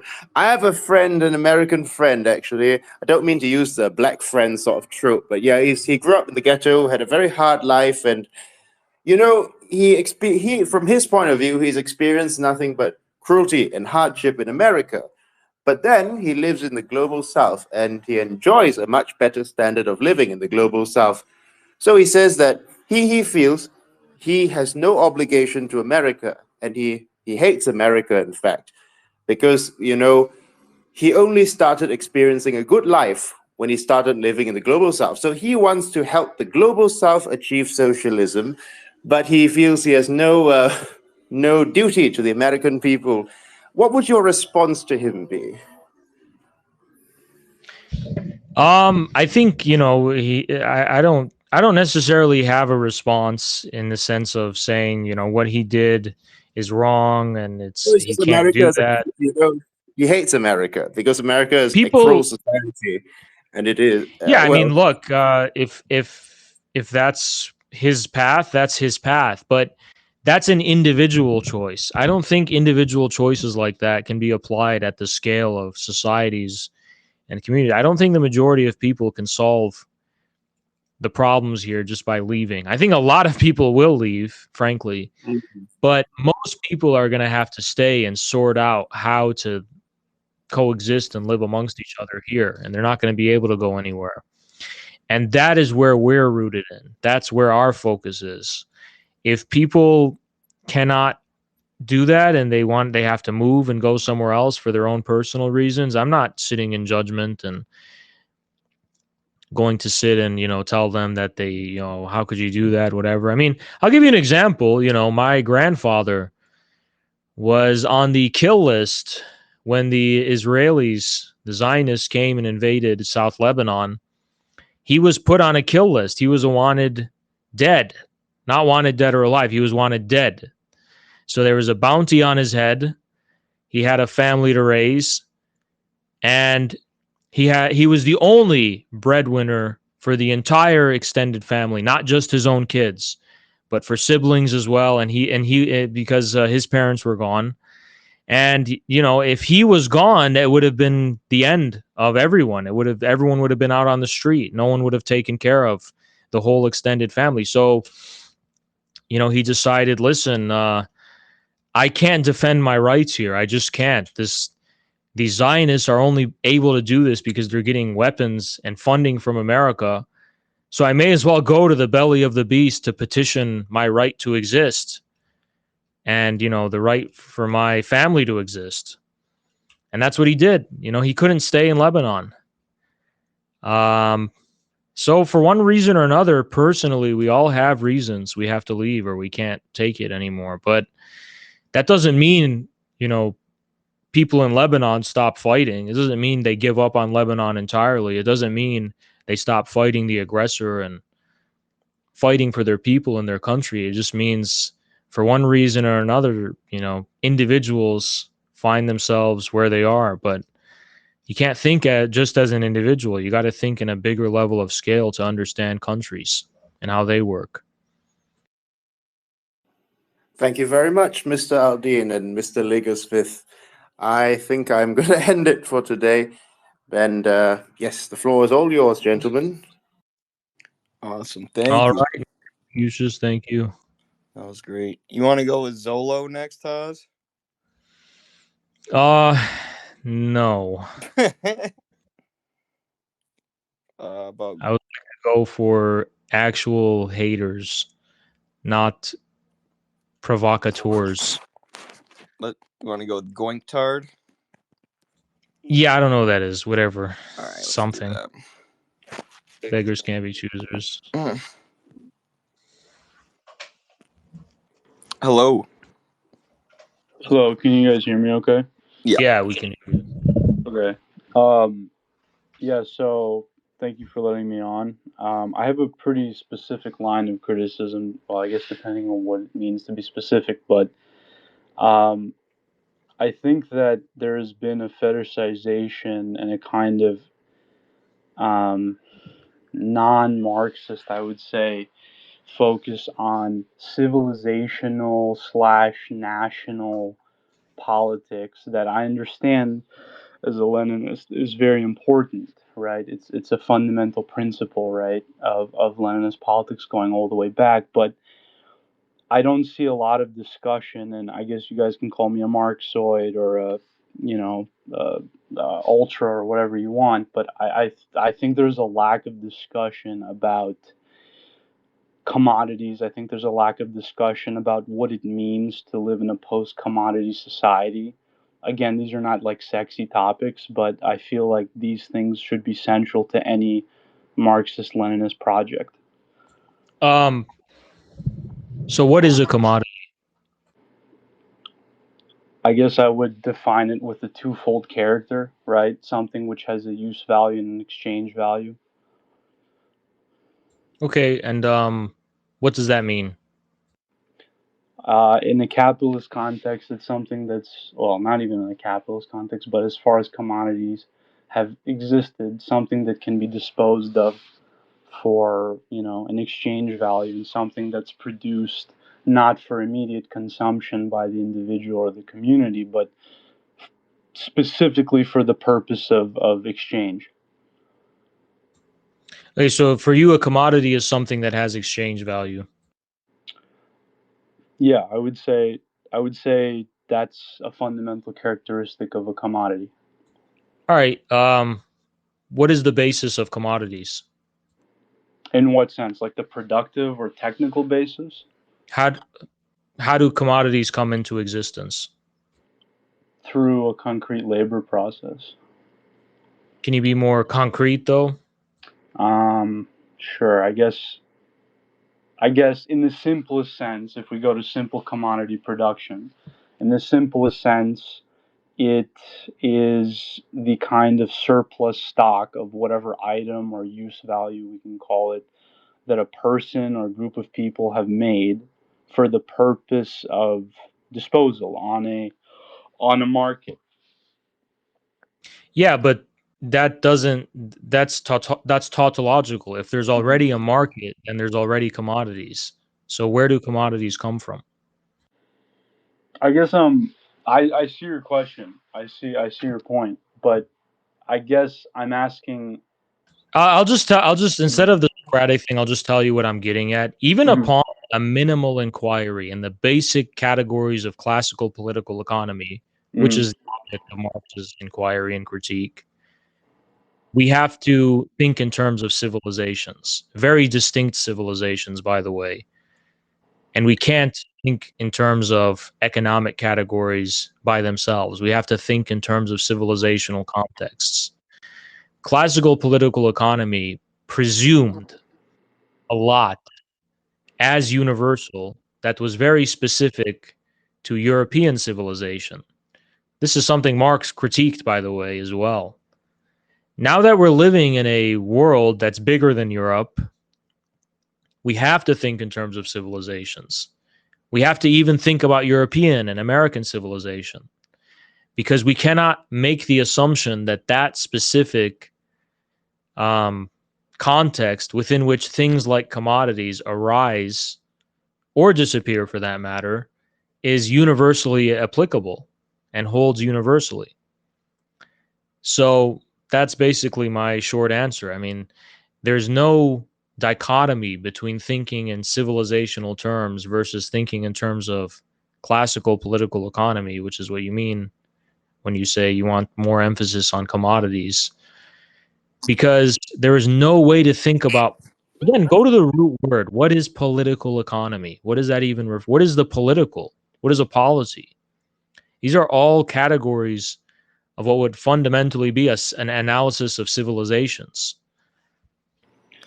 Um, I'm a long time watcher of you, Haz, and even though I know you said only enemies come on, I would only consider myself an enemy in this ideological line, right? So I understand you have a very sophisticated and deep, very deep understanding of civilizational history, which I respect. But I, I, I would not say that there is a dichotomy in my mind. I would rather say that you are putting the cart before the horse. I mean, again, maybe I'm a Marxoid or something, right? But I fail to see how it's possible to posit the civilization or the polity as somehow primary or kind of the primordial substrate from which these economic categories such as the commodity arises. I mean, I think it's a fairly classical position that it is the economic and material life, and I try not to say this in a mechanical sense, like in a vulgar mechanical sense, but it's the economic and material life, right? It's the engagement of man with nature, which then determines, of course, through a very complex process, the polity, right? The form of civilization. I think if you go back to the discussions that the Soviets had about things like So the I Asiatic mode agree of to that as well, production. but Sorry, go for ahead. the purposes of getting this along faster. Hmm. Well, I think that's not a correct assumption. I think it is true that the economic precedes the political institutions and the political ideologies and the political state in the sense of the Athenian constitution described by Engels. But if we conflate the political for civilization, or if we conflate the political for a unified social existence and a totality of social production and reproduction, we cannot say this. In order for economic intercourse to even be possible, we already must presume the existence of some kind of social body. Now, the cognizance that consciousness is capable of with respect to the extent of what the form of that social body is in terms of how people think of society, what institutions they establish to represent that polity, and so on. Yes, that is very much something that is oftentimes it can be mechanically reactive to changes at the level of economic and material life. But economic and material life does not end with individual survival and individuals helping each other survive, which is base animal life. Material and economic life is how a given social existence reproduces itself, how not just life of individual biological organisms, but the reproduction of lives and families and communities and societies, how that happens. And that is much more complicated than the what Marx actually described in Grundrisse as the Robinson Crusoe of classical political economy, which just begins with the individual and the individual self-interest. And what I describe as this communal reproduction is a polity of some kind.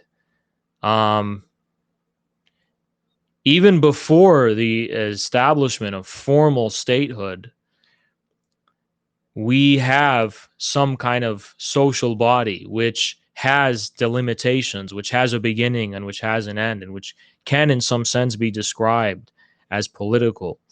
And the transition to states, I should also add, is not something Engels fleshed out very properly. He made a very, very big leap from what he describes as the Gentile form of existence to the Athenian constitution. He leapfrogged over millennia of history of Mesopotamia and the Iron Age and the Bronze Age, where centralized state bureaucracies, not just states, far more advanced and comprehensive than anything that could possibly have been the product of ancient Greece, were being formed quite seamlessly with respect to the amalgamation of various different Gentile societies. For example, there were at least millennia, 1.5 thousand years of cities, settled temple authorities and cities in the Copper Age in Mesopotamia, and there was no state with an organized monopoly on violence that enforced rules upon the population. So is that a polity or is that not a polity, right? That was a seamless product of the social existence, the economic and material social existence. So absolutely, economics is tied to the political from the beginning. There is no Edenic state of economic existence that precedes polities, if we understand polities in terms of civilizations, at least. No, I agree. And this is the last thing I'll say to let other people speak. Even if I grant you all of that, right? Even, and then to some extent I do, if you take the contradictions of generalized commodity production seriously, as I believe any Marxist should, right? You still have yet to demonstrate, or the ACP has yet to demonstrate, what serious people like Paul Cockshott, for example, have done, which is a serious wrestling with the commodity form, with decommodifying society, right? And look, I'm not saying that what Well, the could idea I of take a stab at civilizations are this? What I positive. think, it sounds a lot to me like what you're saying, and you can correct me if I'm wrong. It sounds a lot like the critique that Trotskyites like Ernest Mandel have made of the Soviet Union, where they basically say, well, it wasn't real socialism because No, I'm not saying you that at didn't all. abolish the commodity form. You're talking about My own family comes from there, so I'm not saying right, that but at you're all. talking about the commodity form itself, right? And the emphasis that needs to Eddie, I be. think what he's trying to say is that generalized commodity production is a unique challenge, let's say, that a conventional analysis of civilization by itself would not succeed in surmounting, because it's a very new thing in history, civilization. But I think I think you maybe underestimate a little bit the extent to which the focus on civilization has been precisely about wrestling with this. I know I'm infamous among, leftist theory circles for my reactionary critique of modernity. But when I talk about modernity, I am literally just talking about the rise of the abstract commodity form. I'm talking about precisely that unique peculiarities of the capitalist mode of production, which differ from every other preceding mode of production, and which has managed to sweep the entire globe in one fell swoop, more or less. And that is but that is also a civilizational predicament. It has, and it shouldn't. I think the disagreement comes down to this: that problem cannot just be thought of in terms of the existence of the commodity. There's also a deeper cause of commodities, which can be understood politically and civilizationally as well. What changes in the trajectory and development of civilization gave rise to commodity production?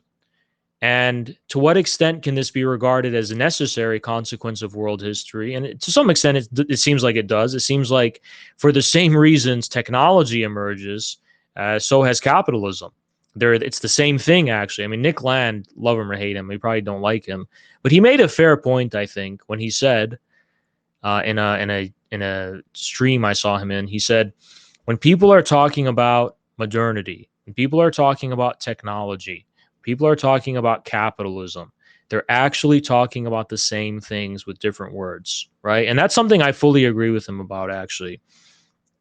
And so when we understand it more broadly like that, we're able to reflect upon, not just the commodity form, but for example, the enclosure movement and you know who does this very interestingly, and this is why we're interested in him, is Michael Hudson, because he locates the root cause, if you can call it that, in a much deeper history, which is the history of creditor-debtor relationships, specifically since antiquity, and even before then a little bit. But antiquity is where he draws the line, and I think other thinkers have drawn lines. And Marx and Engels drew the line with antiquity. Let's remember that it's not for nothing that they said Asia fell asleep during history, a very Eurocentric comment according to post-colonial scholars. But there is a reason they said that has some basis in truth. Not that others didn't have history, that's preposterous, but the specific trajectory of the development of private property and alienation, according to Marx and Engels, really begins in antiquity with the rise of the slave societies and the Athenian constitution. Now, granted, there are in barbarism and in Gentile society, this is Engels' words, there are roots of this, there are traces of this, but the institution of alienation and private property really begins with antiquity for Marx and Engels.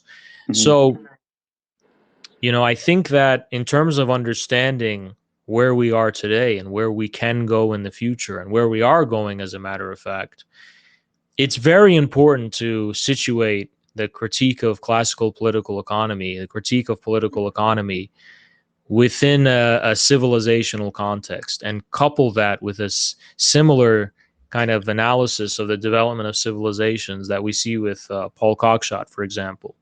Or sorry, with Michael Hudson, for example. Yeah, well, I mean, it sounds like there's still this wrestling, right? There's still an attempt to account for, like you said, we all call it different things, modernity, generalized commodity production. I guess my concern there is, when will a, you know, maybe I'm like too quick to the start, but we need a viable alternative for people to ever get behind, right? And Well, look, I think maybe that viable alternative is American socialism with American characteristics. I'm not saying that doesn't work, but if that's the end all be all, I don't know if that's going to get us to the finish line. I think the problem though is that you can have a solid program. And by the way, Paul Cockshott endorsed our program. You can have a good program. Yeah, he did. Yep. I did But not know that. if what you're saying seems like, okay, what is communism then? Like, what is really communism? The really overcoming of commodity production. Right. Finally. This is I think what to I was understand. Sorry, just one last thing. Yes, then I'm and gonna then go. sorry about this, Then I'm Eddie. going. All I'm saying is, please, like, write down the thought. Hold it. All I'm saying is that if you want to think about communism very long term, like, what does it mean for the commodity form to really be overcome? You have to have a civilizational orientation. You have to think about things in terms of processes already in motion, and maybe that have been in motion already for hundreds, even thousands of years. You have to have this level of scale of thinking, because if China is anything to go by, the overcoming of the commodity form is not going to happen within a single lifetime. Yes. So it has to be immersed in a civilizational context. This is what time. This was what I was saying before I was interrupted. Is that, you know, this is the Trotskyite argument that these countries aren't socialist because they didn't overcome generalized commodity Eddie, I'm not a production. Trotskyist. I'm not calling you a Trotskyist. I'm just saying that's the argument they make. And what the Chinese communists are saying are, no, we haven't, you know, completely overcome generalized commodity production yet. But what the socialist markets and socialist commodity production takes a different form than generalized capitalist commodity production. And to go back to the contradiction between use and exchange value, there's much more of an emphasis on use value production in China than there is on exchange value. The you know, the use value that the commodity actually serves for the population is given much more emphasis in the 5-year plans and in the socialist economic planning of the Chinese state and the Chinese economy than it is in the capitalist U.S., where, you know, surplus value and exchange value is the number one focus. Commodities are produced for exchange, and exchange alone here, whereas in China they're produced more so for use value. And this continues and increases as China continues the construction of their socialist society. So it's a process of overcoming the commodity form, and it's not something that can just be done overnight. And the reason I connect it to Trotskyists like Ernest Mandel is because this is the critique that they make of the USSR. They say that, they were still producing commodities, so therefore it's not real socialism. But that's a utopian view. They're not looking at it as a Agreed. Yeah. process of overcoming commodity production. All right. Well, thanks, guys. Yes. Yeah, thank you, Eddie. My bad if I'm interrupting. Just be more aggressive. Honestly, it's just a Middle Eastern nonsense thing I have. It's all good. I'm gonna blame my race for my bad behavior. Typical. Yeah, to worm my way out. It's probably not even Middle Eastern at all. Anyway, I have bad manners because, well, I don't know. I'll try to get better. But no. To add to your point, by the way, it's like the whole thing that Stalin and people are so stupid on Twitter. Like they don't even understand. Like for example, why was Lenin contentious? What was even the contention between them, between the Stalin and Trotsky with regard to Lenin's legacy concretely? And it was like, well, it's the peasants. Lenin was a quote unquote tailist who wanted to have a co-dictatorship of the advanced city proletariat and the backward peasants, quote unquote. The dumb, illiterate, as Trotsky saw them. And Stalin was defending them. He was like MAGA communism before anyone. Anyway, sorry.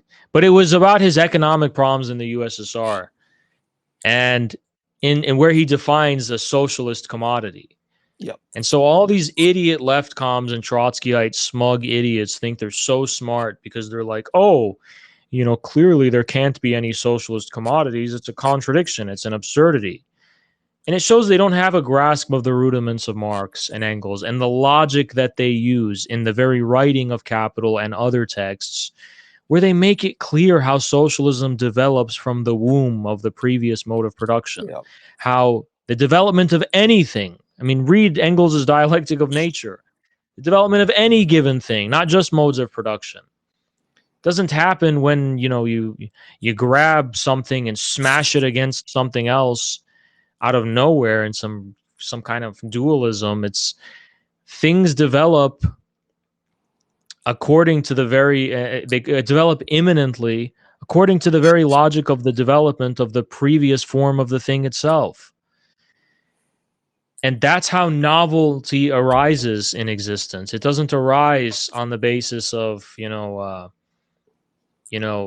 doesn't arise from me thinking of the concept of capitalism in my head, then abstracting myself from that concept and closing it in my fucking fist and smashing it in my hands. That's just some nonsense idealism. It can't even be called utopianism. It's infantilism. Capitalism is not a concept. It's not an ideology. It's not an object we take and we smash it on the ground or whatever. It's something that is in the process of developing into something else. And how we respond to that politically, of course, is very decisive. We need to seize power, of course. We need to smash the bourgeoisie as a class. But what did Lenin show us? Even after we smash the political bourgeoisie, we haven't destroyed bourgeois relationships within civil society. All we could do is oversee and facilitate the development of new relations of production that are already there. And then one last thing, I know I ramble. Of course, it takes decisive will to do this in many cases. Collectivization took will. But what was collectivization? Was it Stalin thinking of post-capitalism and then imposing it on reality? No. There was already a cooperative movement. All they did is have the courage to defend that movement and raise it to never-before-seen heights. So you see, that's what socialist construction is. You're taking something that's already there and you're developing that. You're not just smashing, you're not creating an enclosure around reality, calling it capitalism, and then, you know, belly flopping it or something. You're discerning tendencies in the very object of inquiry and partaking in the development of those tendencies and encouraging those. Sorry, go ahead. Yeah, no, I agree. And to the last guy, Goink, or whatever his name was, if you feel like we haven't focused enough on commodity production, you could check out like my analysis on American healthcare, which focuses on or uses the opioid crisis as an example, and shows how the American healthcare system is entirely focused on the production of exchange value and surplus value, and offers some ideas, mostly, you know, nationalizing the entire system, for transitioning um, healthcare towards a focus on use value, towards a focus on uplifting the population and keeping the population as healthy as possible, a focus on what in healthcare is just called public health, rather than on profit making. And I, you know, take that down to the level of the commodity, because, you know, healthcare is sold as a commodity in this country. But like anything, that would be a process of construction. That would, you know, you would need to identify the changes that need to be made in commodity production in each industry. And so I get what he's saying when he says he wants us to focus more on commodity production, but I also agree with what you said, that it's not the end all be all. That there are also all these other factors that need to be taken account, civilizational factors and whatnot. But yeah, that's in the Journal of American Social Studies too, that I did the analysis of healthcare as a commodity. But yeah, that was a good question. Yeah, if people don't know this about Eddie, he's very much someone who's inquiring and investigating and understanding economics, I would say, more than any of us in the executive board. Which, am I stepping on anyone's toes by saying that?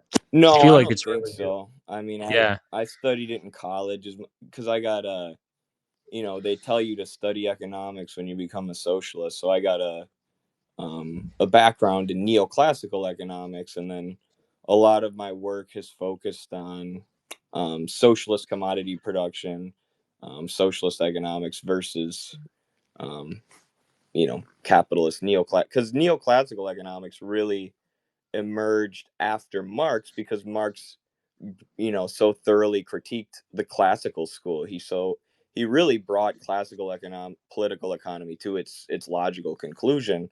So the bourgeoisie needed to come up with a more subjectivist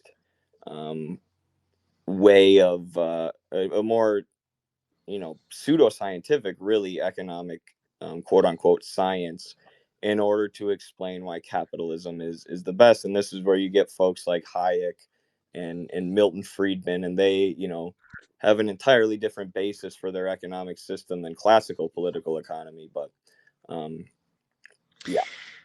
Yeah, I mean, classical political economy, the key word there is political. It was a holistic understanding of societies, and it grappled with fundamental questions of where wealth and value actually came from. And it viewed societies as these integral, holistic totalities of production, where wealth is not something produced in isolation. It's societies are producing the wealth. You know, the peoples are um, entire polities are, right, and that is the scale at which it was operating. It was really leaving no stone unturned. It was a total and concrete aspiration, at least. Whereas neoclassical economics would be regarded by Lenin and Marx as a Philistinism. It's not a concrete outlook, it's an abstract one. It doesn't deal with, it's not a political economy. It's attempting to draw what they call macroeconomic conclusions on the basis of various assumptions about, you know, the nature of individuals and individual choices, and, you know, consumers and whatever, and there, it doesn't have this integral holistic outlook. The closest it gets is in this dumb phrase they call it macroeconomic, but it's not really a form of knowledge. It's more like a utility a scam utility, by the way, for policymaking institutions, where they are not looking at the reality of production and the reality of society. They're looking at that reality to the extent that it fulfills, policymaking agendas and decisions, but not this kind of, I guess we would call it metaphysical now, aspiration for the truth in and of itself about the nature of reality. It has no concern for that.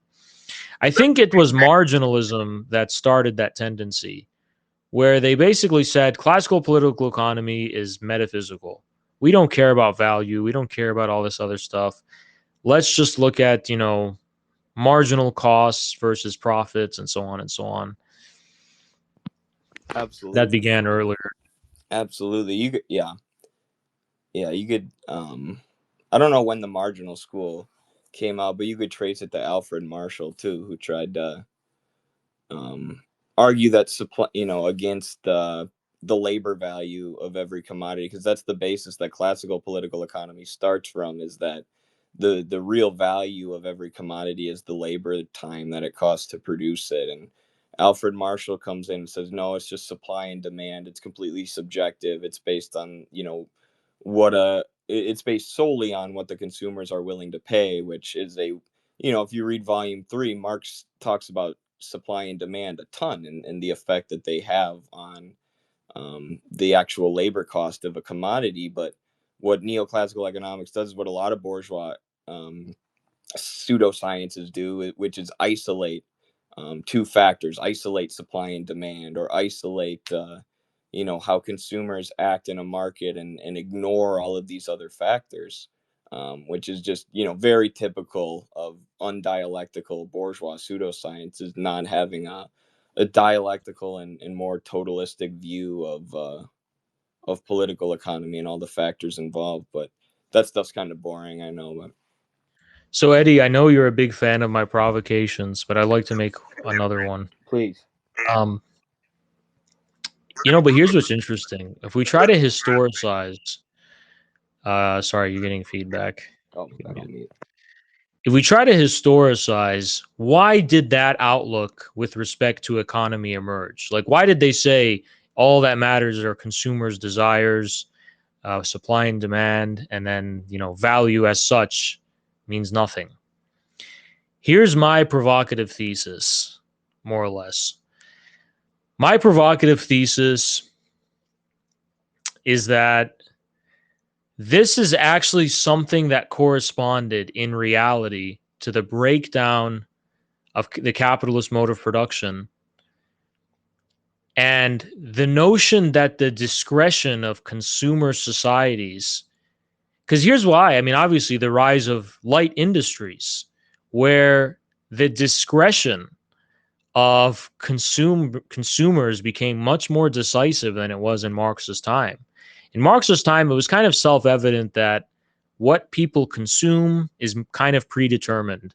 At least it could be culture, it could be the necessities of survival and subsistence, it could be just convention and norms. But with the rise of light industries, those are all about breaking norms and conventions to get people to consume and buy new things that they're not used to, new novelties and trinkets and light goods, right? That's why it corresponds to such a level of the disruption of traditional culture that it never was before. But in any case, but what is that consumerism? What does that attest to when it comes to determining factors in production? Well, for one, production is increasingly, paradoxically, not individually, but socially determined, because the light industry companies and corporations later that are tracking consumer choices are not tracking them as individual choices. They're tracking them as aggregates, social and societal and cultural aggregates, fundamentally, right? So this ability for society to decide production on the basis of desires attests to the increasingly social factor of production over the factor of the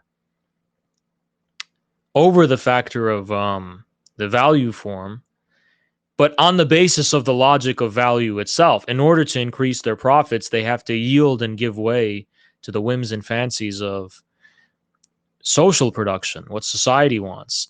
So basically, to cut a long story short, an ironic provocation I'd like to suggest is that the rise of neoclassical economics is actually proof of the victory of socialism and the destruction of capitalism itself. But that's a kind of long shot. I have to think about it more. I'll have to go back and re-listen, but I think I agree. Yeah, I could go in further on the like the law of value is still in command, obviously, but it's Right. like it is true that consumption has become more decisive when it comes to making or breaking entire industries. Right, and to that point, like advertising and marketing didn't even really arise till post-Marx. It was like at least in the U.S. was in the the early 1900s that became. Basically, to put it this way, decisions about where we're allocating our resources and wealth are heavily tied to demand, like they never were before, because demand, it can be subject to so much change, unpredictable change. Why are so many supply chains and resources directed to the production of iPhones, right? Or as opposed to a cheaper, Android alternative or something. But the ability, but I think that's a social factor of production. I think it shows how society is somehow driving production according to changes in culture and changes in ways of life and stuff, and that in some cases is more decisive than just just a pure profit motive, I guess. Right. Individual profit. No, that's interesting, and it is kind of like we were talking about earlier, how modes of production, it's a process as they evolve into the next mode of production, like communism, socialism evolves out of capitalism. And like you said, that shows the victory or the necessity of socialism. Obviously, you need the revolution for the working class to assert political power, but capitalism is creating the conditions for the possibility of socialism. It's centralizing itself. It's leading to more planned production, and this is just another factor of that. There's more of a focus on demand, and consumer demand and what the people want. Demand as like a form of social planning. It's not a form of planning that's directed by like bureaucrats or something, but it is a plan. Production is being planned on the basis of some kind of social goal, right? Right. No, I agree with that 100%. So, is there anyone else requesting or? Yeah, there's we got Psychonaut, Zolo, the guy who uses gas stations. You want to do Psychonaut? I guess if they're a hater, yeah. Hopefully they are.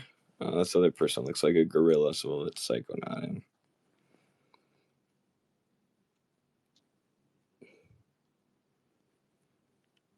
All right, Psychonaut, tell us why you hate us.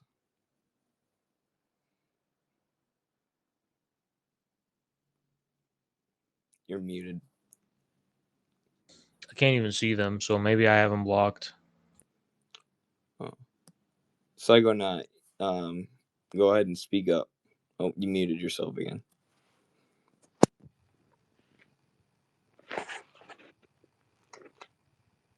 We can't hear you. Maybe there's something wrong with your mic.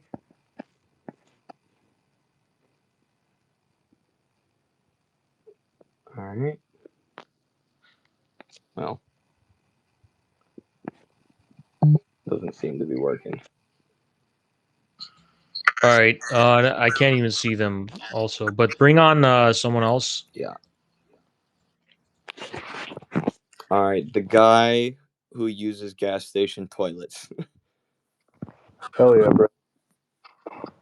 What's First up? off, actually a huge fan. Love you guys. Just wanted to critique one thing though. I was just curious about like reaching the average dude. I'm a giant oaf. I am stupid as hell. Try to read as much as I can. But how are you going to reach these people? This is all about ACP, right? This is about you guys specifically. Yeah, we're looking for criticisms of ACP. I just think it's mainly hard for like the average dude to get past the word communism. I know that sounds stupid, but like especially in the United States, like that, and then just like you guys are doing great stuff too. It's awesome to see, but like getting past that and like the education system hates communism. Like every class you take, they're like, "Oh, it killed millions of people. Everyone hates Stalin," and it's like people barely read as it is. They watch the news. I mean, hell, half the people I work with, and I'm an EMT, they're all watching Fox News. Like, I don't know how you get like, yeah, I don't know. Eddie, I can go, but do you want to go? You can go first. Yeah, all right. So what I'd say is I don't think we have a reasonable expectation. We're just going to convert people in mass numbers on the basis of our words. But I think what we want to do is initiate a process where people can just see what it means based on what we're doing. And so that's the first thing. And I think the second thing is more or less, I mean, there's a lot, but more or less, I think the only reason communists disdain to conceal their aims and use that word and understand how shocking or whatever is because we have a reasonable expectation that big shocks are in store for society itself, that it's not going to be able to explain conventionally. And in those circumstances, communism is going to be the least scary thing, frankly. It's going to be less scary than reality itself. I think communism is used as like the worst thing ever in America, a word for that. But what happens when the worst thing ever actually comes to pass? You know, I think communism is a very scary ideology, but what happens when times themselves become scary? And I think that's when, you know, I look, I don't know if I'm getting ahead of myself, Eddie. You can give your thoughts in terms of this observation I'm about to make. But I even feel like this has already happened in a lot of ways. Like when we were in Carbondale, for example, it wasn't just homeless people that were coming up to us. It was working class people. Right. And we had the hammer and sickle, and we were telling them we were the American Communist Party, and nobody was freaking out. It's almost like reality has become so shocking and bizarre for them that they're just like open to anything now. Like they're like, all right, interesting. Absolutely, I agree. And as the capitalist imperialist system continues to decay, I think that's only going to get worse. And I think we're only shooting ourselves in the foot by hiding our aims and hiding, you know, what we are and hiding our theory. Like we have to sow the seeds now, get people more familiarized with communism so that as things deteriorate and get worse, which they have been for 40, 50 years, at least in America now, um, they know what the solution is, or they're more open to solutions like communism and know, you know, it's going to be a process. Like that's kind of been the theme of this space, is there's nothing that happens overnight. But if we conceal our aims and conceal what communism is now, you know, we're not sowing the seeds for it to spread and become more popular later. And you know, the communism wasn't that popular in 1905 Russia, and a lot of the, you know, communist movements had been crushed by the czar and the monarchy. And but when times got extremely bad, when, you know, World War I was breaking out and people were being sent to die in these senseless wars for capital expansion, that's when the communists were there to offer people theory and offer people an alternative. And that's when they ran with the Bolsheviks. And you know, part of that is people respect actions more than words, especially Americans, I think. And so another part of our strategy is proving to people what we're all about through our actions. And like Haas was saying, you know, if you have working class people who are starving and struggling to make ends meet, and the communists are there meeting their material needs, you know, that's the way to change their mind. And we've already seen that, you know, a lot of the members of our party, you know, none of them were born communists. There's some red diaper babies, but most of them are people who have had their worldview transformed through our educational programs, and our outreach. Um, and I think as conditions decay, that's going to happen on a larger and larger scale. Thanks, I appreciate it. That was a good answer. Yeah, thanks. Also, Eddie, it was good seeing you at that tournament in Chicago. If you come out to Rochester, hit me up. Oh, hell yeah, man. I didn't know that was you. What's yeah, up? I'm the guy who uses gas station toilets, brother. Oh yeah, good to talk to you, bro. That guy's he's another Division III wrestler, so solidarity. Hell yeah, brother. You bet. And to the point, I know for a fact that our gas station toilets comrade here was radicalized by his time in the military, and that's you know, kind of like what the point I'm making. As you know, these imperialist wars continue and as conditions decay, more and more people, I think, will open their eyes to what's going on. But we have to make the education available for them, and we have to be there to offer them an alternative, which I think is the reason. I mean, there's all sorts of reasons, but it's one of the reasons that communism isn't popular in America right now, because there hasn't been a strong communist party, you know, showing what communism's all about through our actions and offering that theoretical education. But if we're there to meet the crisis, if we're there to meet the problems of our time, that's I think where we reach people. Trip over, go ahead, and I think this will be the last person for the space. Hi, I guess this is less of a criticism as it is a question. I'm speaking as someone associated with the Cyclone Network. I'm sure you're aware what that is, in Britain. And I'm interested in your response to a tweet by Jehu about wage slavery. I'm wondering what the ACP's response to this, and the thread is, it reads, "The last thing you ever want to do is romanticize wage slaves. They will break your fucking heart. Ain't no creature easier to buy off with a 2% raise and a promise of a clean bed in a nursing home to die in." And it basically goes on to say, this is the reality of the working class. Nothing makes sense. No one can be trusted. Everybody is the enemy. The government, politicians, unions, company, and co-workers. How do you not believe in conspiracy theories? How do you not believe the media is lying? I myself am a minimum wage worker in London. And I've been trying to speak to people in my workplace about what they're, you know, whether they're interested in unionizing. And a lot of them are being exploited. Even people who are being paid a little bit more than me. And I'm wondering, what do you think the response is to a working class which doesn't even define itself as working class anymore, which doesn't even have a word for that? A lot of the situation in London, and I imagine it's the same, it's even worse in America, is obviously the internalization of the bourgeois ideology, and the sense that, you know, you can just hustle to become richer. You completely internalize it to the point where you even deny the fact that you are working class. You deny the fact that you even have a class identity. What do you think the metaphysical response to this might be?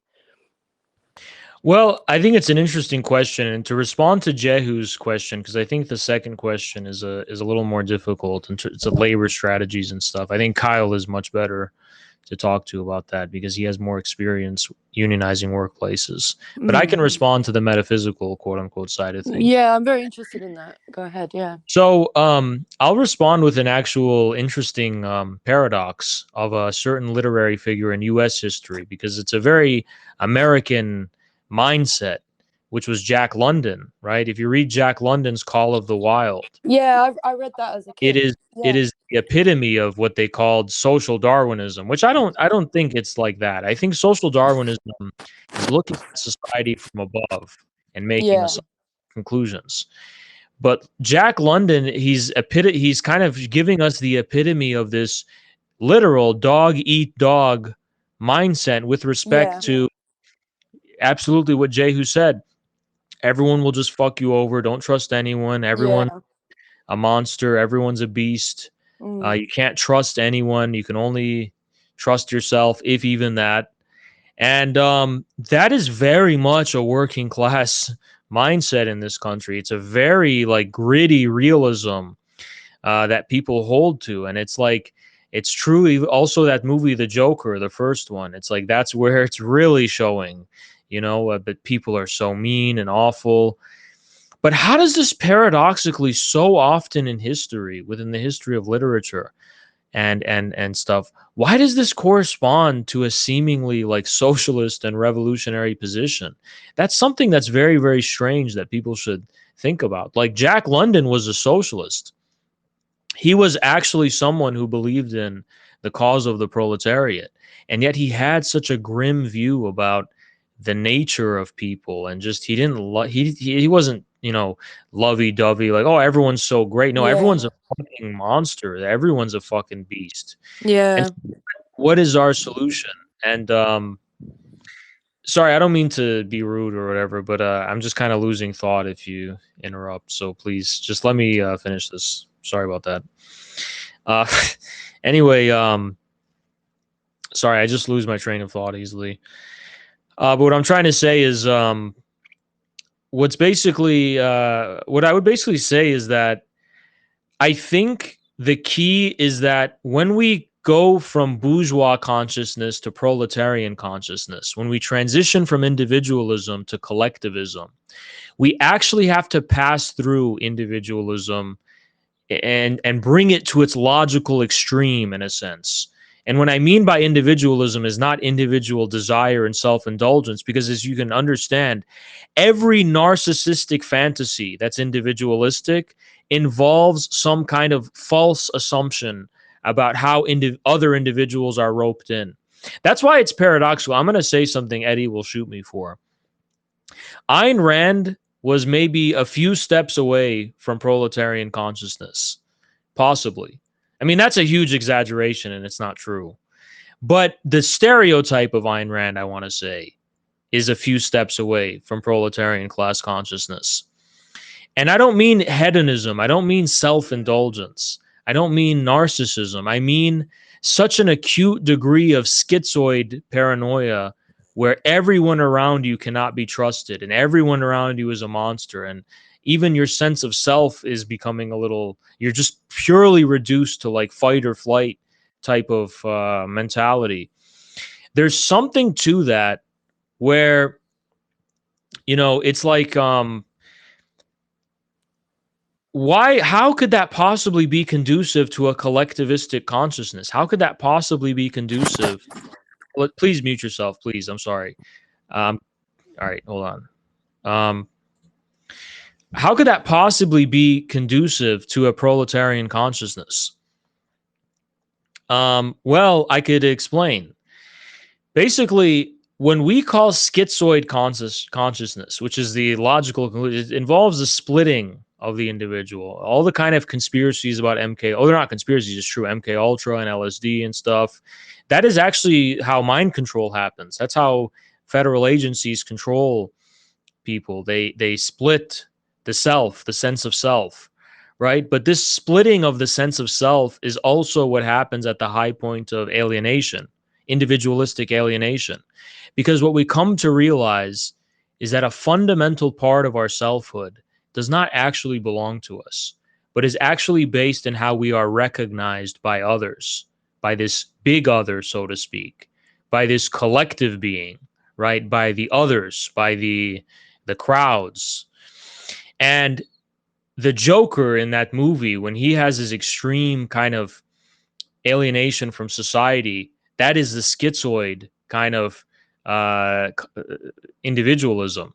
Jack London in The Call of the Wild, you can make a case. He is projecting very real human feelings and subjectivities on animals. What is that if not proof of a kind of split, a kind of schizoid break? If The Call of the Wild was about human beings, that human being would be a fucking crazy guy, right? But for some reason, we sympathize with it and it works because it's an animal. So what is going on in that case? The alienation in question is between the individual consciousness and an inability to trust, the individual self and subject, and what we call the other of society. And here's the thing. In bourgeois society, we must mistrust the other. Because the other is what? I'll just break it down simply. The other is CNN. The other is the academic institutions. The other is the bullshit we're being spoon-fed, which we have every right to be cynical about. The other is the bourgeois institutions. The other is the false and hypocritical institutions of capitalism. The ruling ideas of society are the ideas of the ruling class. But the ruling others of society, so to speak, is also the others of the ruling class. Meaning the most popular chit-chat is the chit-chat of the ruling class. The most viral likes on X are the likes of the ruling class in some sense. There has to be this profound distrust, even hatred, for the falseness of the other. That's a precondition to any other kind of consciousness. And that first paradoxically takes the form of an extreme Jack London-like kind of rugged individualism, of total mistrust and repudiation and rejection of others. Now, how does that transition to proletarian and collectivistic consciousness? That's what I mean to say. Well, you begin to understand the other not as a person, but as a collective being. Once you understand social existence as impersonal, you're no longer heartbroken and disappointed by it like Jehu is. You understand it in terms of objective historical laws. You understand it in terms of objective material realities and relations of production, not the moral inclinations or character of individuals. And in this sense, there's something very beautiful about that. Even if we're all evil, dirty, rotten bastards, we have a chance at redemption just by being honest and authentic about the reality we share in common, that we've inadvertently managed to produce. And once we take responsibility for that reality, do we acquire a collective consciousness, a collectivistic consciousness and a proletarian consciousness, when the object, the social object, so to speak, is no longer personal. It's what we've all produced as a consequence of our relationships and our existence. It's the thing that we sit and await judgment with respect to, so to speak, right? The real consequence of our existence. It's not personal. It's not good or it's not bad. It's just there. And the minute we start recognizing it, the minute we take responsibility for it, we think collectivistically. We think like proletarians think. We think in a way that is befitting of the interests and the existence even of the proletarian class. So there's no illusions about proletarians being good people personally and individually. Rather, the point of proletarian consciousness is to shift our, let's call it, political subjectivity away from normative judgments about the character of individuals or even the existence of individuals as subjects, and toward impersonal collective realities. And once we accomplish that transition, we can now change our standard of individual morality. He who is moral is he who places themselves in the service of the very reality they depend upon. He who is cowardly and spineless and immoral is, for example, in trade union consciousness, the scab, the traitor, the one who's betraying the movement, the one who's selling out, the one, in the face of this. So that's not to say judgments of individual character disappear with the rise of proletarian consciousness. They are finally given a proper basis. No longer can we universally prescribe everyone as evil and sinners equally, as we do from the perspective of bourgeois consciousness. Now we can actually reacquire a sense of real morality to hold individuals to the standard of.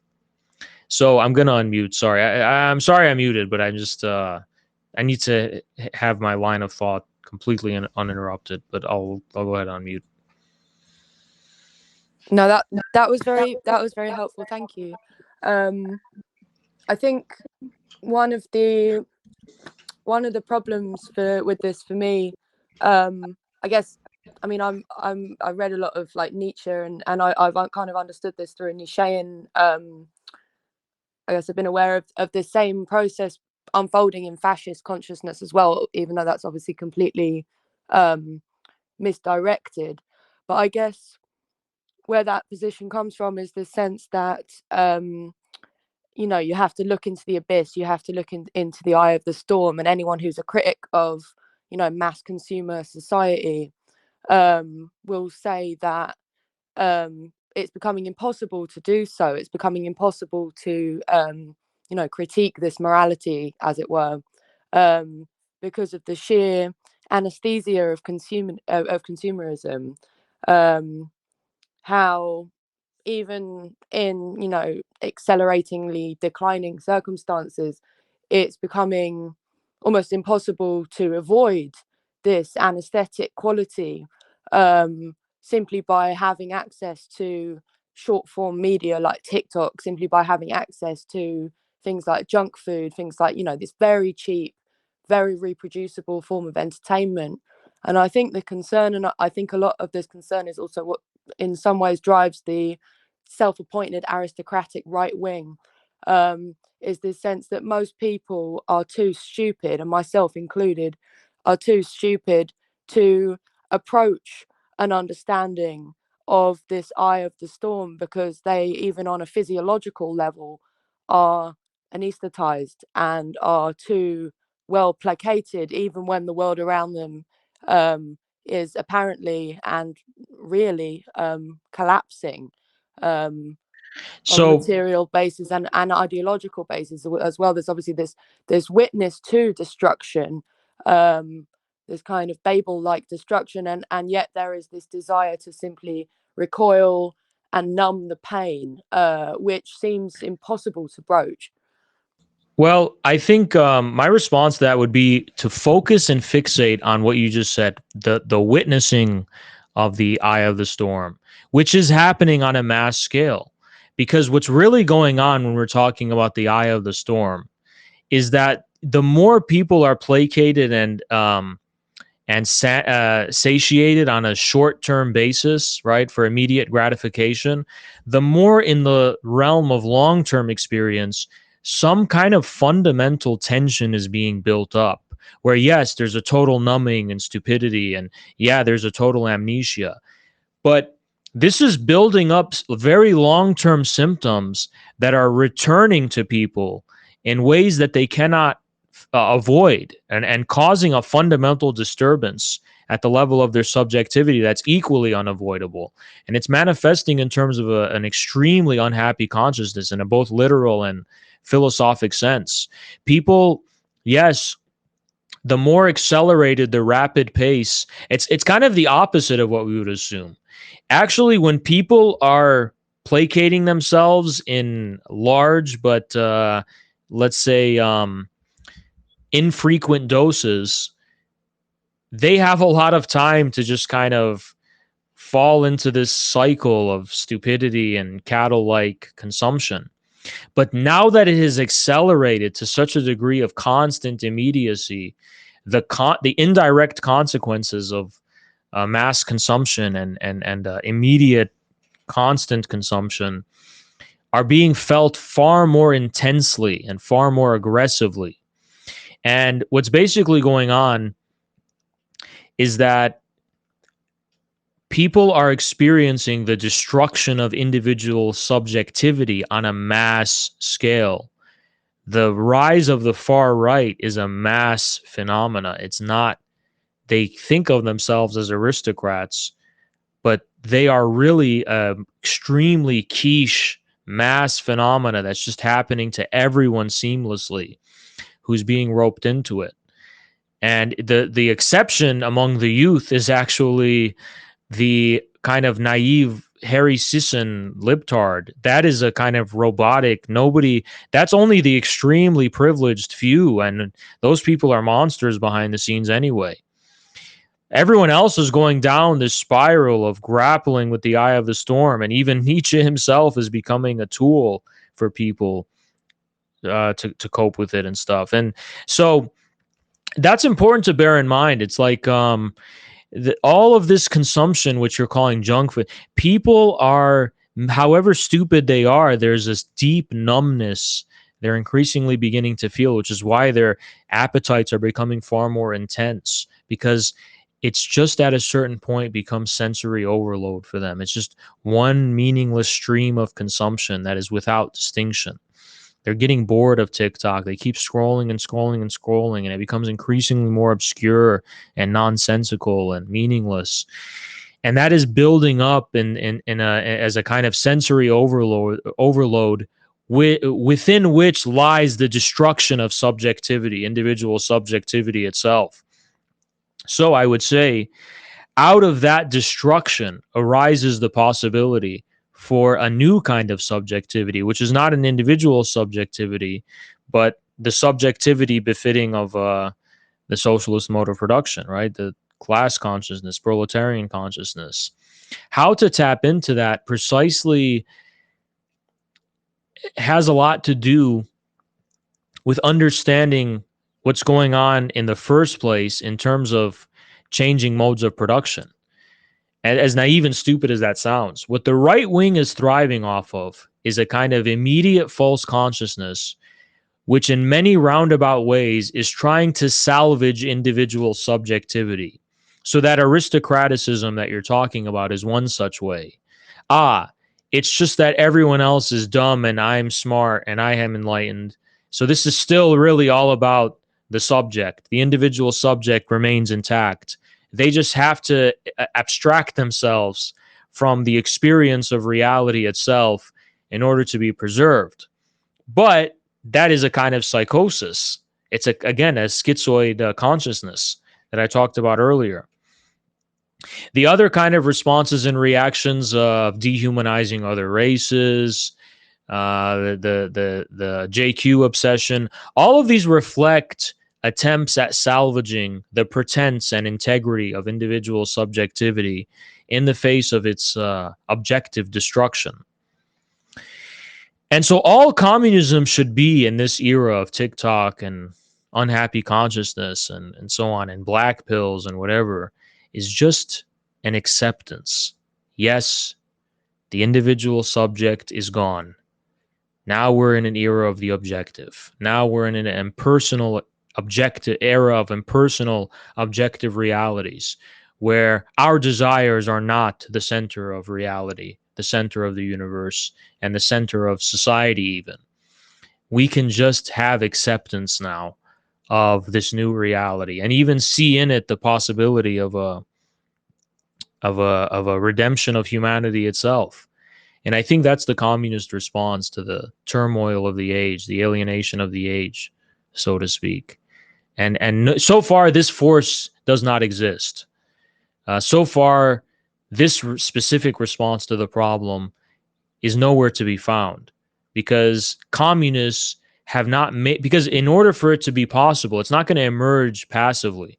It's going to emerge by conscious, historically conscious communists who make the connection between the history of communism, beginning with Marx and Engels, all the way through the experience of the 20th century up to this point.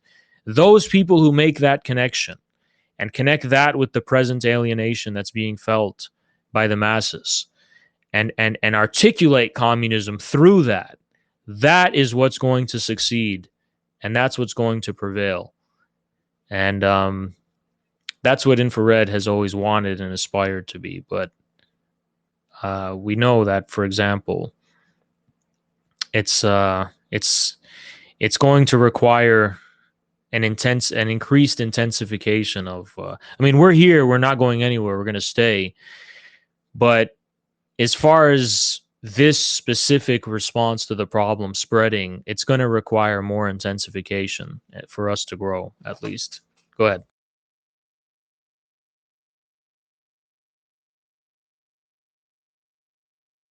You can unmute yourself. Go ahead.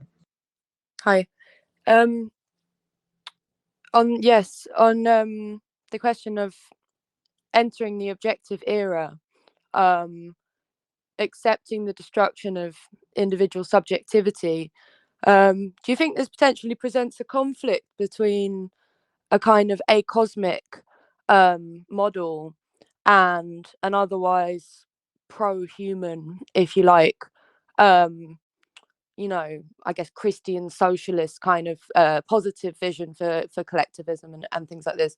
Do you think that in this short life that we have, and in these particular developments in the historical process which are being made, do you think there's a risk of leaning into an acosmic theological framework which suggests a kind of emptying out of the human, which denies as first principle, I know you hate first principles, but which denies an individual subjectivity, an individual, and risks, I guess, denying a soul?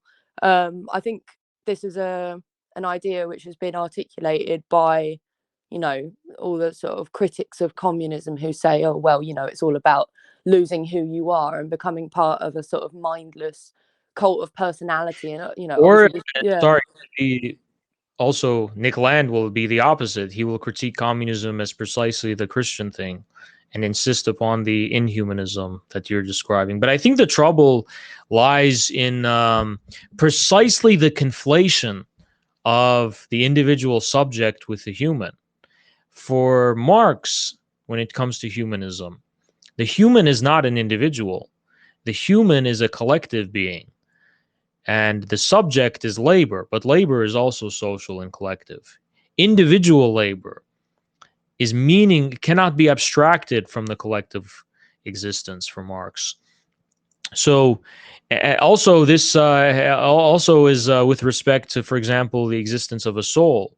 I think the conflation of the soul, if we're talking theologically, with individual subjectivity is an assumption made. Well, I'm a kind of Bruno Latour schizo, so I'll give it to you like this. Basically, a rogue strain of Gnosticism prevailed in the development of Western European Christianity, which disguised itself esoterically through the ages, more or less, culminates in the Enlightenment, where it kind of reveals itself almost brazenly and openly. And it comes to redefine the meaning of religiosity itself in many ways. And the individual subject is a being that is alienated from the objective existence. And the impersonal objective reality is regarded as something devoid of meaning and devoid of humanity. And so that dichotomy that you're talking about, which is between the human as the individual subject and soul versus the impersonal and objective, which is regarded as nature and devoid of humanity and acosmic and so on, that is an incorrect distinction in my view, because the reality of humanity is the real reality of the human is an impersonal reality.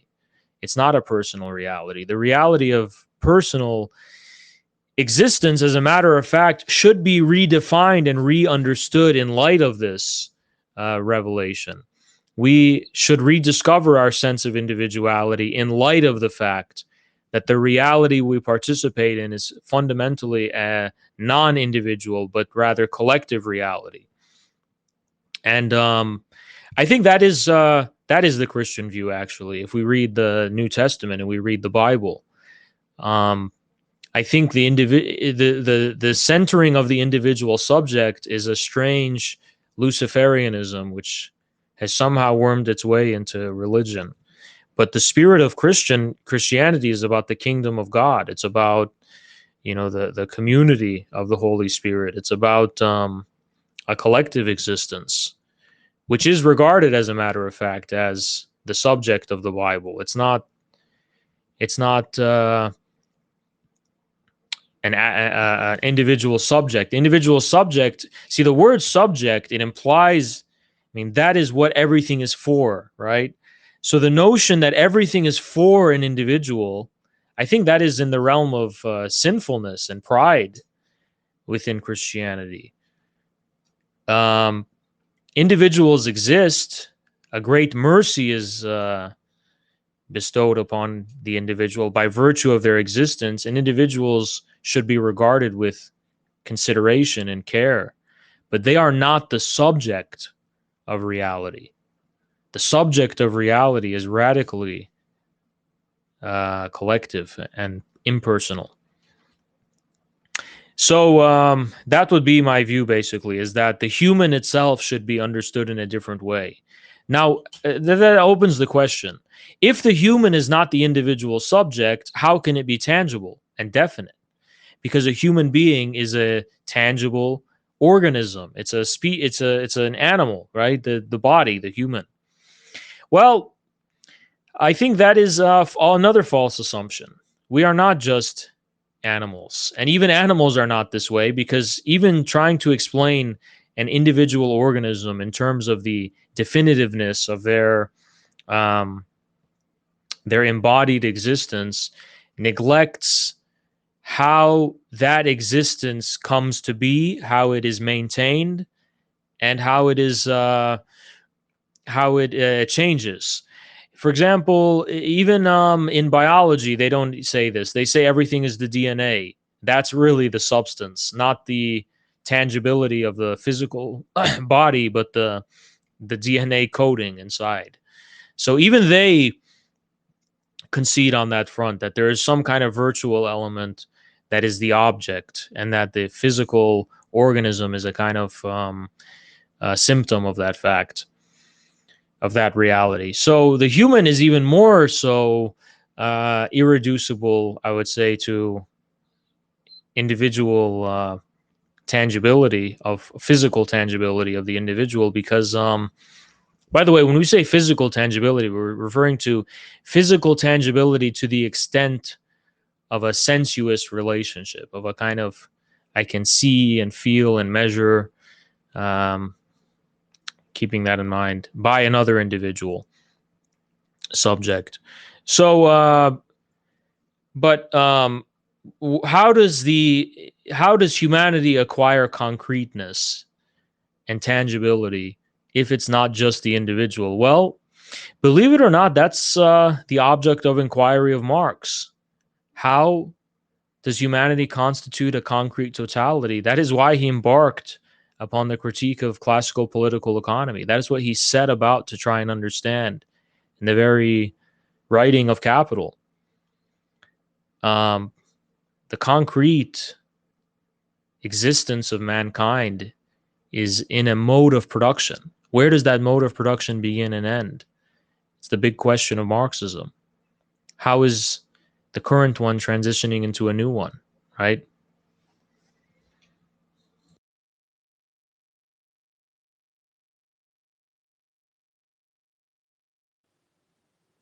Thank you. That's been very enlightening. Thank you very much. Thank you. Eddie, please wake up. I'm Sorry. still alive. I'm still alive. That was good. All right. I think that's a good place to end the space. For I don't sure. know about you. Yeah, that was great. That was great. Thanks for coming on. Thanks to everybody who stopped by. We'll do another one of these soon, I'm sure. But yeah, good discussions today, I thought. Yep, I agree. Awesome. All right, everyone. We'll see you All right. next time. Any last words, Chairman? Nope, nothing from me. Cool. Peace, everybody. We'll see you on the next one. See ya.